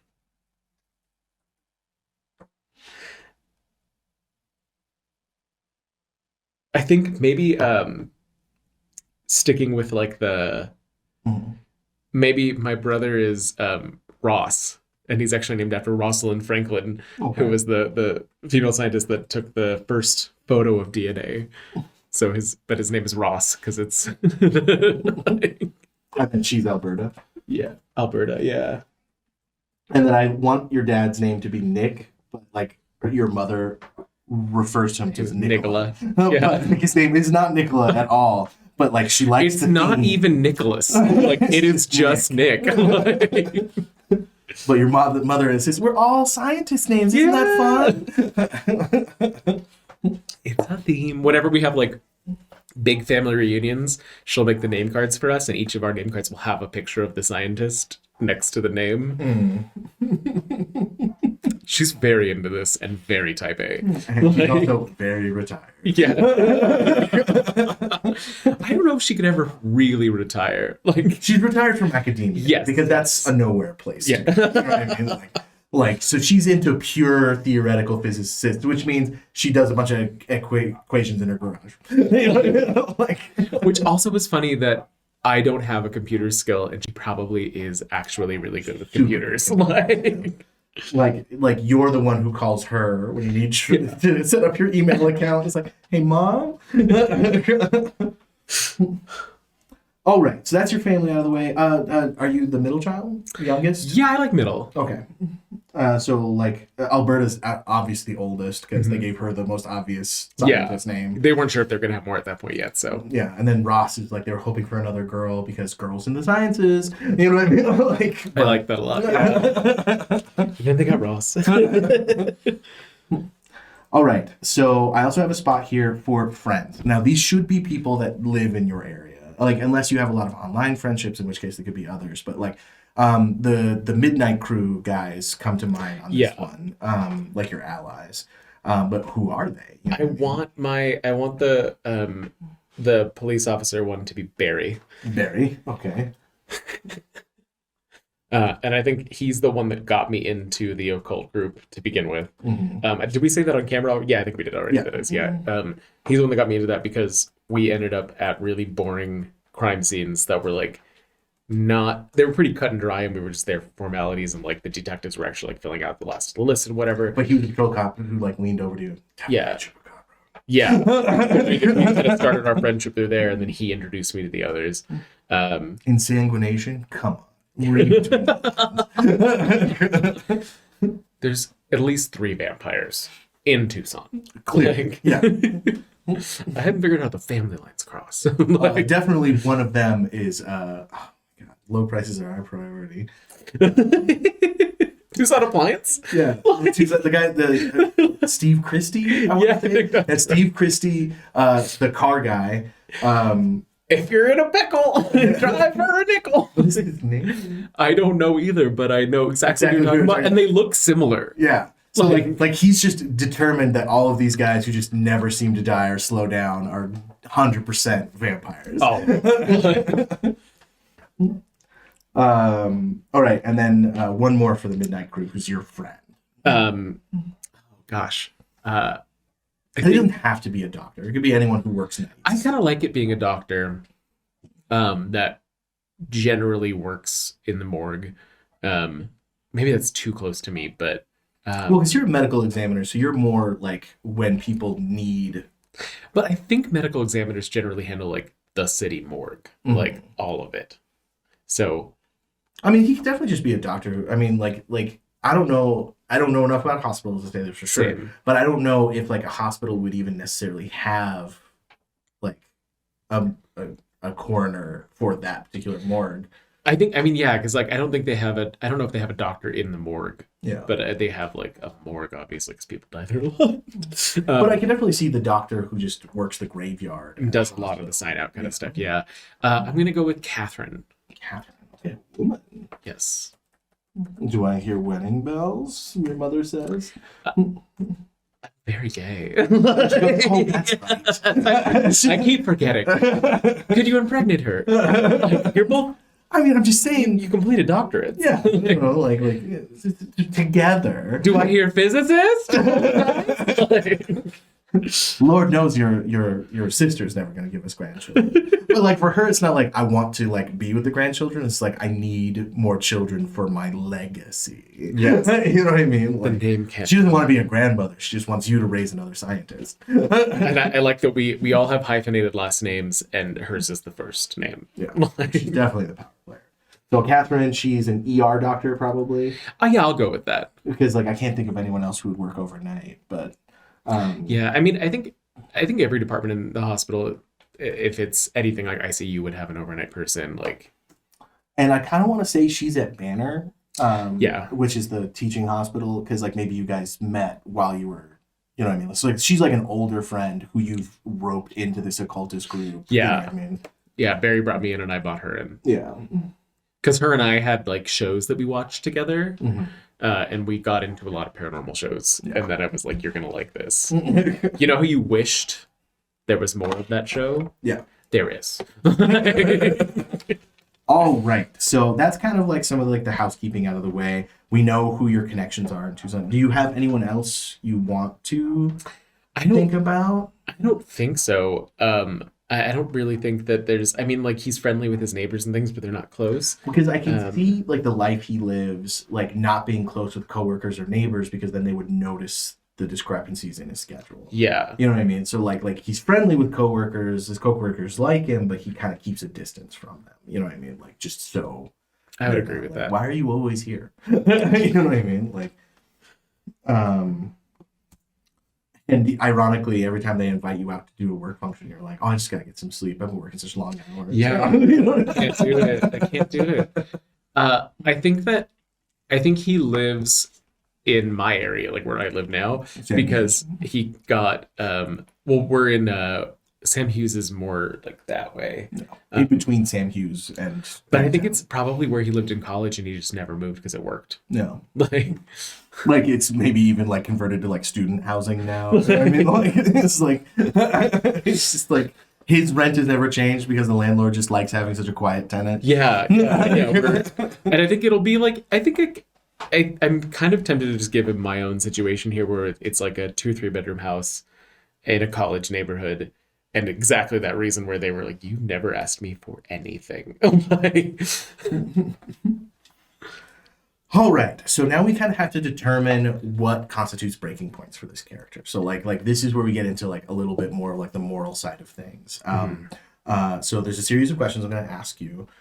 Think deeply about them, but these are going to be like specific things, you know, Okay. and I want as best as we can for each one to be a separate thing. Because again, this is one of those things with like virtue and vices where it's really easy to have one traumatic experience as the answer to all of these questions.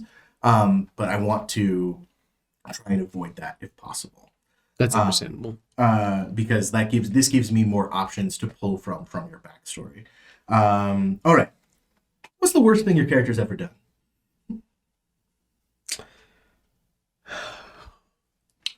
And when answering this, it should be something that they keep to themselves. Like, Yeah. I want like a secret shame. Like, it's not something like that's very public or anything like that.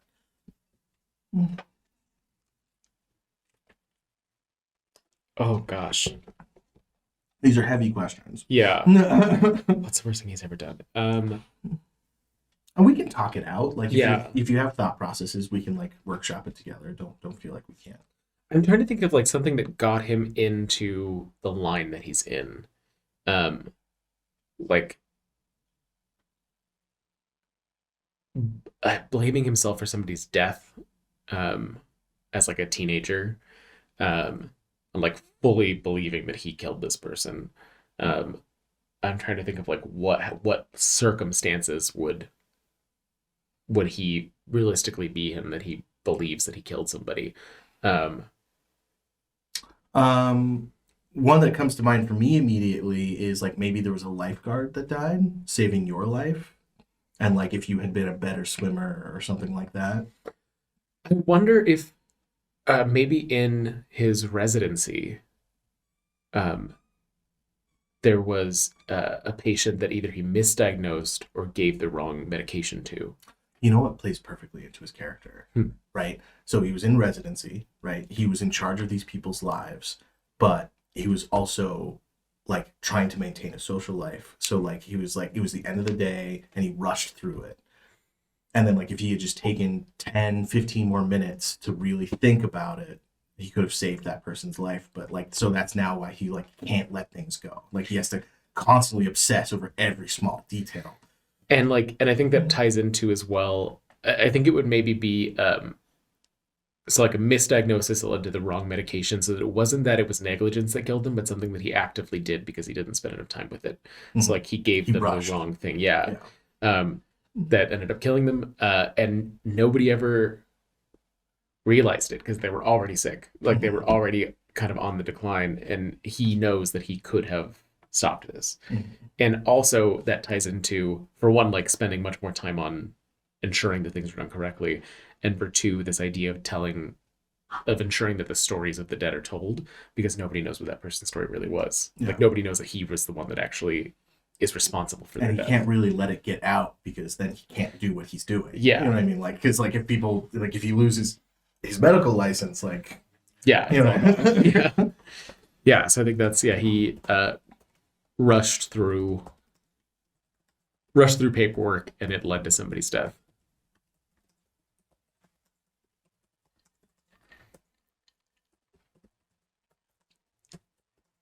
I don't know if that sentence makes any sense, but I can look at this later.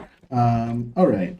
What is the worst thing your character can imagine himself doing? Not what Coulter can imagine, Yeah. but the character itself. Not something that he's like, like everyone can imagine killing somebody, but something that he is either afraid of or knows he's capable of doing. I do think that he spends a lot of time walking through how to get away with murder. Okay. Like, because how easy it would be for somebody as smart as he is. Yeah, especially like knowing what he looks for to be able to be like, oh, if I did this, I would have not done X, Y, and Z, because then the coroner doesn't have the chance to see this, the investigator doesn't have a chance to see this. Like leaving a body somewhere for X number of times under X conditions to erase X, Y evidence. And that he's run through scenarios of that in his mind. And ostensibly it's because he's kind of doing them as like mental exams for his work of like thinking, what would I not recognize so that I can find it if it ever comes up? But there's also this bit of fear that means that he could do it and could get away with it. And like it's kind of like to make a very obscure philosophy reference, it's like the concept of panopticon. Like if he's not being observed and he knows for a fact he could get away with it, would he do it? Like, is the only thing stopping him from doing it the fact that he could get caught? And if he could engender a scenario where it would be impossible to get caught, would that mean that he would then be comfortable doing it? And the fact that he basically feels that he's already gotten away with murder makes him scared that it's something that he's okay with. Mm-hmm. Like the fact that he hasn't come forward. Yeah. You know what I mean? Yeah. Okay. All right. What's the worst thing they can imagine somebody else doing? And this is a hard one for you because you've seen a lot of really terrible stuff. I think he has a lot of reverence for the dead, generally speaking, no matter the method of death. So possibly necrophilia, because he has so much respect for the dead. So this idea of defiling. Let's just go with defiling put it at rest. Yeah. Like posing corpses and like eating corpses. Sex with corpses. Like anything in that like taking away somebody's dignity after death. Yeah, I can see that. Yeah. So defiling the honorable. I think that because of the occult thing, he would think less about the idea of using corpses ritualistically, but like eating, making fun of, posing them in a way that's disrespectful. Because there's a way to pose a corpse that kind of honors the kill. You know what I mean? Like, but there's also like reveling in taking that life. You know what I mean? Yeah. Like, I think that would be like a dark reflection back to himself with like his other thing, like is like somebody totally not caring if they got away with it or not. You know what I mean? Like it being like, you know what I mean? Like, okay. Okay, so this one's a little bit more freeform. What has your character forgotten about the true nature of the world?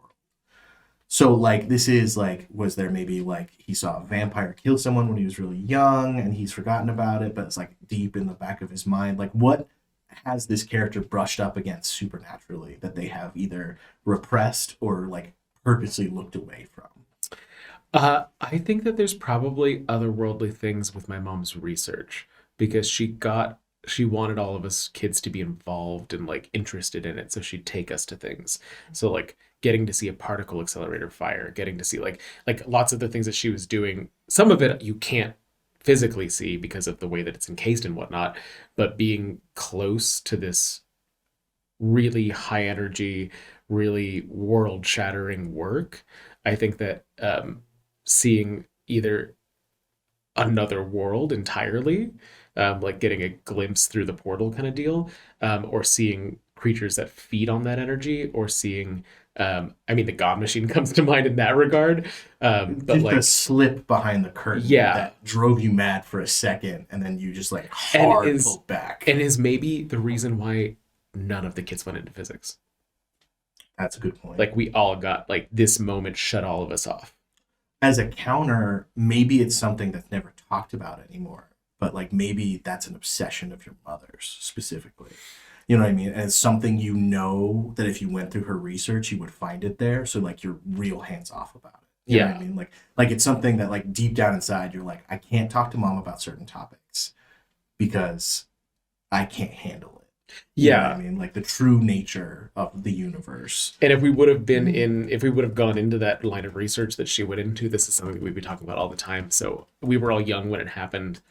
You know, like maybe like as the middle child, I was like 14, older sister was 16, younger brother was 12, and all of us kind of blocked it out at that point. But you all still kind of went into fields around it, like music and like the mind, and like for you like the physical, like you know what I mean. It's like while you're like we can't touch this thing, you're all still kind of obsessed with something ephemeral, except for you who's your practice is definitely very practical, tangible, but my obsession in the occult is where that comes back in. And I think that maybe it's we think of it as like the accident. There was an accident at this facility. Yeah. And your dad, like, if she even comes close to talking about the accident, she's like, we were in therapy for years about this situation. Like, and all your therapists have explained to you, like, anything you had was just a trauma response and blah, blah, blah. So, I mean, as far as he's concerned, there was just like a cataclysmic malfunction and a lot of people got hurt. And that's it. Yeah. That's all there is to it. So it makes this one, like, now you're going to have to think of you another one. But what is the most traumatic thing that ever happened to your character?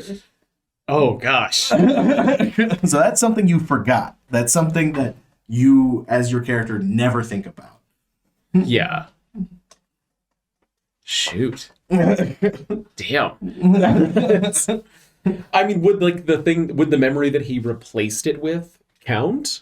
Well, but see, I want to have different scenarios. Got it. Like, you know what I mean? That's what it's like that's what I'm saying. It's really easy to go like, oh, this one event, but you're not made out of one event. You're made out of several events. And this doesn't have to be supernatural. It's just traumatic. Yeah. You know what I mean? It could have been like you were like beaten really badly in college or something. Like it's just a traumatic emotional experience that you do in fact remember and that still affects you.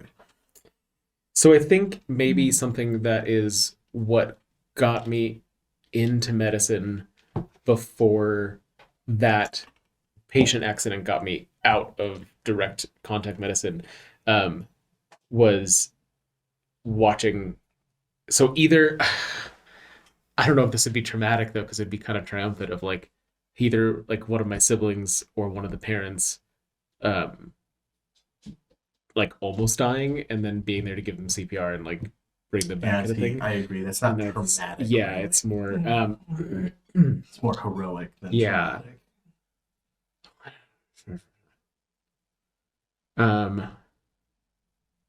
It could be something like watching somebody die who's unrelated to you, like you don't even Jesus. Okay, gonna check on that super quick.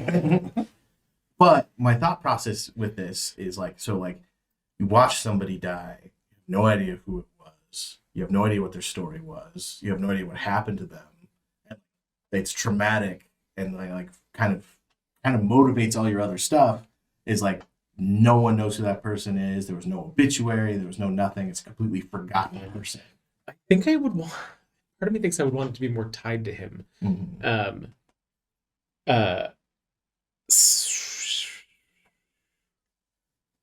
I don't think that he's ever had personal negative experiences that he doesn't consider himself responsible for. So like I don't know if he's been like beat up or something, because I think that he hasn't really ever just had the opportunity to be in a situation where it would make sense, you know. So maybe, I mean, it's on like the real dark side, but like either like an aunt or an uncle that that committed suicide and he found the body. Or maybe even came in as they did it. Yeah.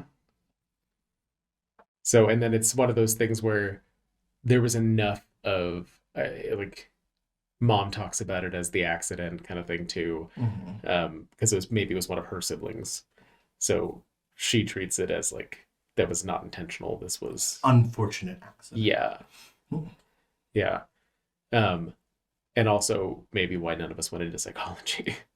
So there's like the other side of it. Like, there's things that we're all afraid of. The depression. Yeah.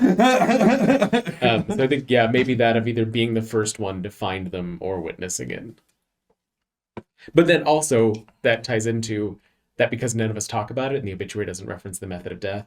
Like, again, telling that's a story that, yeah. And like maybe the medical examiner in that case. Yeah, I mean, and I think that the parents that we had, they're more affluent than any of the kids are. So if they were notable enough, they were able to like sweep that under the rug kind of thing. I say it's your uncle, just because I like the duality of that. Yeah. Like maybe he was also the middle child. Maybe he was also kind of like, because like both of your brother and sister, they're like successful in their field, whereas like from your mother's perspective, you're not really doing anything. Like, yeah. You know what I mean? Like, so so maybe like, again, like another illusion, like this was an uncle who like wasn't disliked or, you know, like a black sheep, but also didn't really achieve anything. And so like you feel a strange connection to that person. And maybe you, when it's 5 a.m. and you're looking at the mirror and like you're changing your shirt because you wore that shirt all day yesterday and you're going like, is this depression? Like, you know what I mean? Like, yeah. Am I okay? A connection back to that person. Yeah. And I think and I think that like because he knows in his mind that he has been very successful. Like he's done presentations at conferences, like he's helped develop methods for identifying things like that. But like they're not things that are gonna get notoriety. They're things that are gonna like other coroners are gonna know that you helped on a thing. It's not named after you. You didn't get an award for it. Like it's just a training thing that you go in and show other people how to do it. Like Ross teaches symposiums on philosophy, and Marie is like a conductor. You know what I mean? Like so they're both, you know, known in their communities, and like you work in a coroner's office in Tucson. Yeah. You know what I mean? Like other coroners might know who you are. Yeah. Like and also like you got a doctorate in medicine and your mom's very disappointed about that. And I think that even with that, like there's a little bit of a what's the word? Ickiness was the first word that came to mind, but like a disconnect from not wanting to deal with things around death. So even that's more, you know, like and you tell people you're a coroner, and that's going to be like uncomfortable in some situations. So like on some level, you're the only one who's like really comfortable with death. Yeah, you know what I mean. Like a philosopher, they like it's mostly about like trying to explain away the things that are unexplained. Life choices, yeah, you know, and like music is celebratory and filled with life. You know what I mean? Like maybe she's never written a dirge. It's too depressing. You know, like that's funeral music. No one wants funeral music. You know, no, I mean, like, do you have anything else you want to try and like nitpick out or like? I like those being the two moments that led him here. Like the one brought on his obsession with death, and then the other confirmed to him that he shouldn't work with the living. And like that's like the how he ended up where he was. Yeah. Yeah. I mean, like as far as like everything else is kind of like the nitty gritty. I guess we could go through it just to go through it. Sure.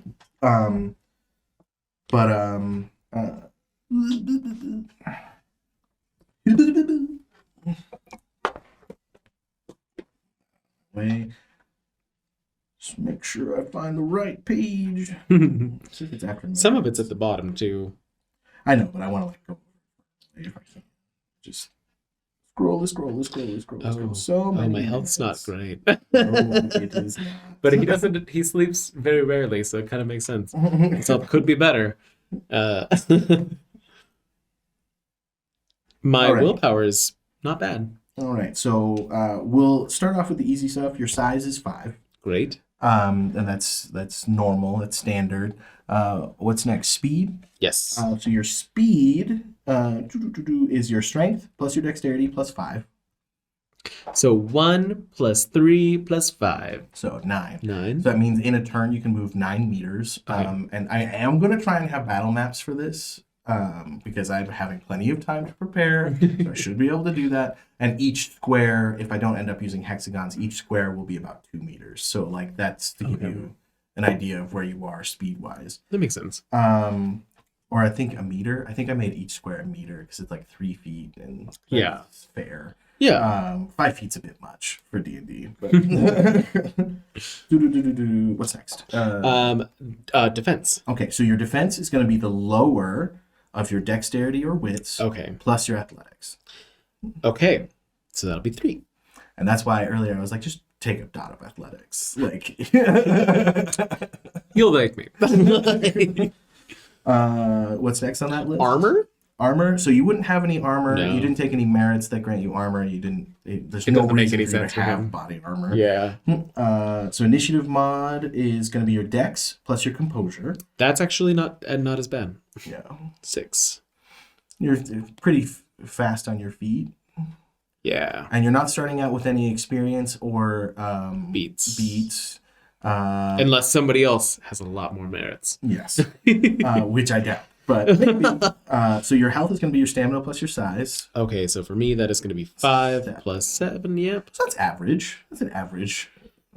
I think in my head it was 4 for some reason before. Like if you had gone with small statured, you would have 6, and then if you'd made stamina low for you, like a 1, like you'd have 5. So like I think the lowest you could possibly have is 5. Okay, yeah, I feel pretty average with that. And then I think the highest you could get to is like 10, and that's with like a stamina 5, and like you could technically do 11 with giant. So like if you like focus really hard on health, like I'm gonna my tank IRL. Willpower is going to be resolve plus your composure, which is pretty 6. good for both of you. I'm curious when other people start making their characters what they look like. Because for one, I'm just curious how we'll meet each other, and how I just want to start playing this game. But I need time to prepare. I know. I'm curious what other people's willpowers are going to look like. I mean, everyone kind of like looks at those attributes different, and like I like not thinking about exactly. What I mean, I wasn't thinking about it until now. Because if you think about it too much, then you start min-maxing. There's definitely some attributes that are more useful than others, just like D&D, you know. Yeah, and I did enjoy this process of building him very much as like what he would be versus what would be useful. And then your integrity is 7, because that's state, and then the last thing we need to do. This will probably be closer to when we actually start playing, but I would like to know like a couple of things, like a couple of aspirations for this character. Like you, Coulter, what are arcs you would like to see from this character?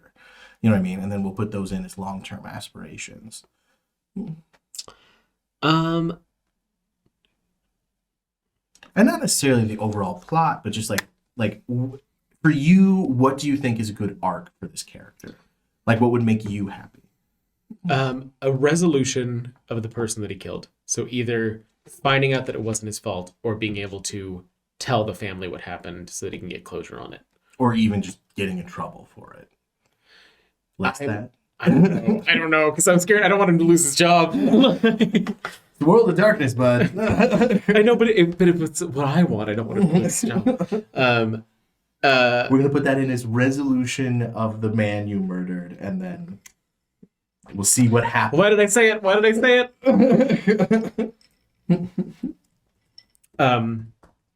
I think the accident getting brought up. So with your mom? Yeah. So like the reality shattering one, not the suicide. Yeah. Okay. Because there's 2 now. So you set up 2 accidents. The accident. But one's the accident that we actually talk about. Like, if anything comes up with my uncle, it's the accident. But the other one's the one that we don't refer to. Okay. And like, what would you want to see from that? Just having it be an arc for your character, or Yeah, either having it doesn't necessarily have to be a world arc because I don't know if it's something that would like fit in like Yeah. the arc of what we're doing, but having it be something that he has to confront with his mom, like either that she pushes it on him or like something that he has to recognize that there was like outside of him starting to recognize. I think one of the arcs is him starting to recognize occult things showing up in his work, and then a that maybe tying back into this thing because his mom's wanted to talk to him about it, like. And like because she's the only person with this information and feels stuck with it maybe, and like she's trying with each of her kids to have these conversations at some point, especially as she's getting older, and so like him having to confront this thing that he's pushed down, whether it mean that like anything from that happens story wise or not, like him having to deal with this idea of having seen the other side. Yeah, I like it. Health was 7, right? Initiative mod was 6. Yes. And maybe falling in love. With who? I don't know. I gotta meet the other characters first to see if it'll be any of them. I don't know if it. So you're interested in a romantic subplot, whether Yeah. it's NPC or PC? Yeah. Okay. Yeah, because I feel like it's not something that he's really done before, so I don't think he's ever dated. Okay. I mean, that's a good long-term aspiration for the Yeah. character, like romantic subplot. Like, Just trying to like find ways to make him a more whole person, so like things that will actually take him out of that obsession brain. yeah, and so he's definitely like not demisexual or asexual or like I think he's gay. He's just straight up gay. Like, but like being a gay man coroner working nothing but night hours, that is a hard sell. I think in my mind, like he has Grindr on his phone, but it's a blank profile, and he just uses it to look at other things. Like he sees who's around him, and like he's built little storylines for the people that are always closest to the coroner's office, and maybe like even to people that are in the building. He's like built storylines in his head about them. Never talks to them. I'm shipping Barry and Kelvin. Like, unbeknownst to either of them, they're both on Grindr doing the same thing.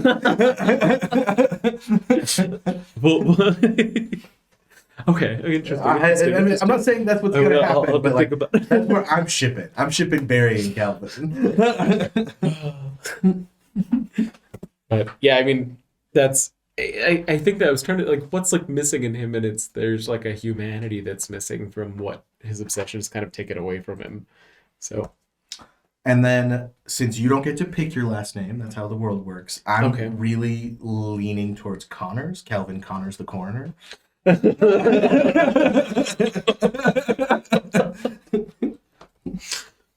Kelvin Connors, the coroner. So it's Marie Connors, your dad, Nick Connors, or Nicola Connors, Alberta Connors, and then Ross Connors. So, we just all took mom's name? Yeah. Dad took mom's name too. Yeah. Yeah. It's all Connors. Yeah. That is her maiden name. Like, I mean, I know you wanted to do the hyphen, but I like that as well. But like, I like the concept. It was just like, Yeah. nope. Yeah. My legacy is the Connors. Yeah. So, I also like the concept that you don't know your grandfather because like maybe he died when you were young, but like he was like the traditionalist was like you need to marry a man and blah blah blah, and she took all of that advice and just flipped it. Well, and I also like the idea that like if dad's in his idea of his work like as an artist, like he designs things like Nick or N. Like it's very like much. He doesn't need the last name. Doesn't matter. He's N. Like He has a mommy blog. he's 100% would. He was such a good dad, mom. Yeah. But he doesn't pretend to be a single father on the mom blog. He just pretends to be a mom on the mom blog. And he just like walks away from things like nipples, JH figs. Like, I bottle fed. I didn't do that. You know? Well, and I like the idea that it's maybe not even like intentional. Yeah. He was just like, okay, I didn't have to deal with that thing. He's just like, yeah. Like he's just talking about it, like, because I don't think he has a problem with being dozens of dad, people like, would be shocked to find out that he is not a woman.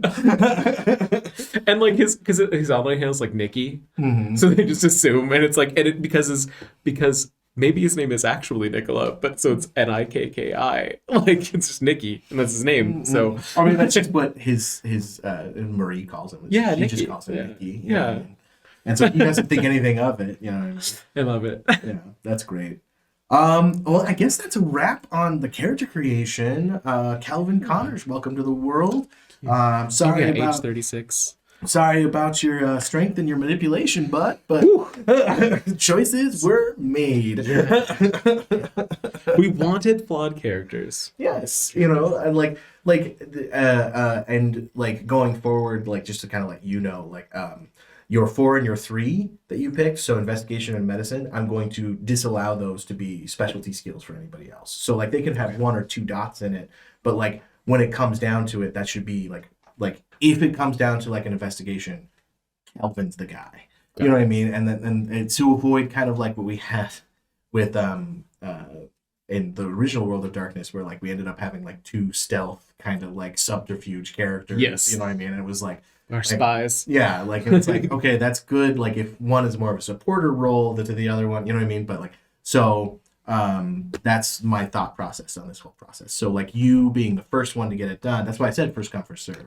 You know, you being the first one to get it done, medicine and investigation will be your specialty. Okay. But yeah, that's a wrap. Any final thoughts whatsoever? I'm super excited to get started on this. Well, like I know we gonna got be some time, but yeah, I'm very excited. And you're 36, we decided, right? I think so. Okay. Kelvin Connors, 36-year-old gay twink from Tucson, Arizona. I don't think you could be a twink at 30. Twunk. Cub. I don't know. I have Otter? a 1 in athletics. He's got a bit of a gut. Like, But he's comfortable with it. yeah, he looks good. he's average. Yeah. Like He eats nothing but like takeout and vending machine food, but he's doing okay. there's a lot of stairs in the building, and I work in the basement, so Yeah. there's a lot up and down all day. And he finds it easier to like work on his reports when he's like walking back and forth. Yeah. You know what I mean? Like so he gets the exercise. Dictating to his assistant. I love the concept that you have this assistant that just gets stacks of just madness that he then has to turn into. There's your twink. Like, And he secretly pines after you, but you're his boss. and I like the idea that he's actually like fashionable, sociable, like works normal hours, like But he just gets these stacks of just madness. And like you can write a detailed report, you know what I But mean? there's always like, because I run out of space, there's always lines going from, I'll draw like an arrow from something else that like leads somewhere else, and like it's like the Charlie Day meme, except it's just your notes. yeah, It's like it's just your assistant like trying to describe to the interns. It's like, okay, so this is how you want to quit? What? Why would you quit? Dr. Connors is very friendly. Like He's great. He's the great. notes are insane, but once you meet him, he's a nice man. And you just got to remember that every time he talks about the honorable dead, that is the corpse. He does tend to wax poetically about who they were. That's not necessary for the report. Don't worry about it. Any personal details that are not physical or pertinent to the case, leave it out. We'll just leave that out. Yeah. All right, great. So we can stop recording. Cool. Like, thanks for tuning in. I believe if you're a patron, thanks for being a patron. You're seeing this first. Yeah. If you aren't seeing this first, that means you're not a patron, and you could have seen this months ago. As we build yes, our ship of Theseus. All right, bye everybody.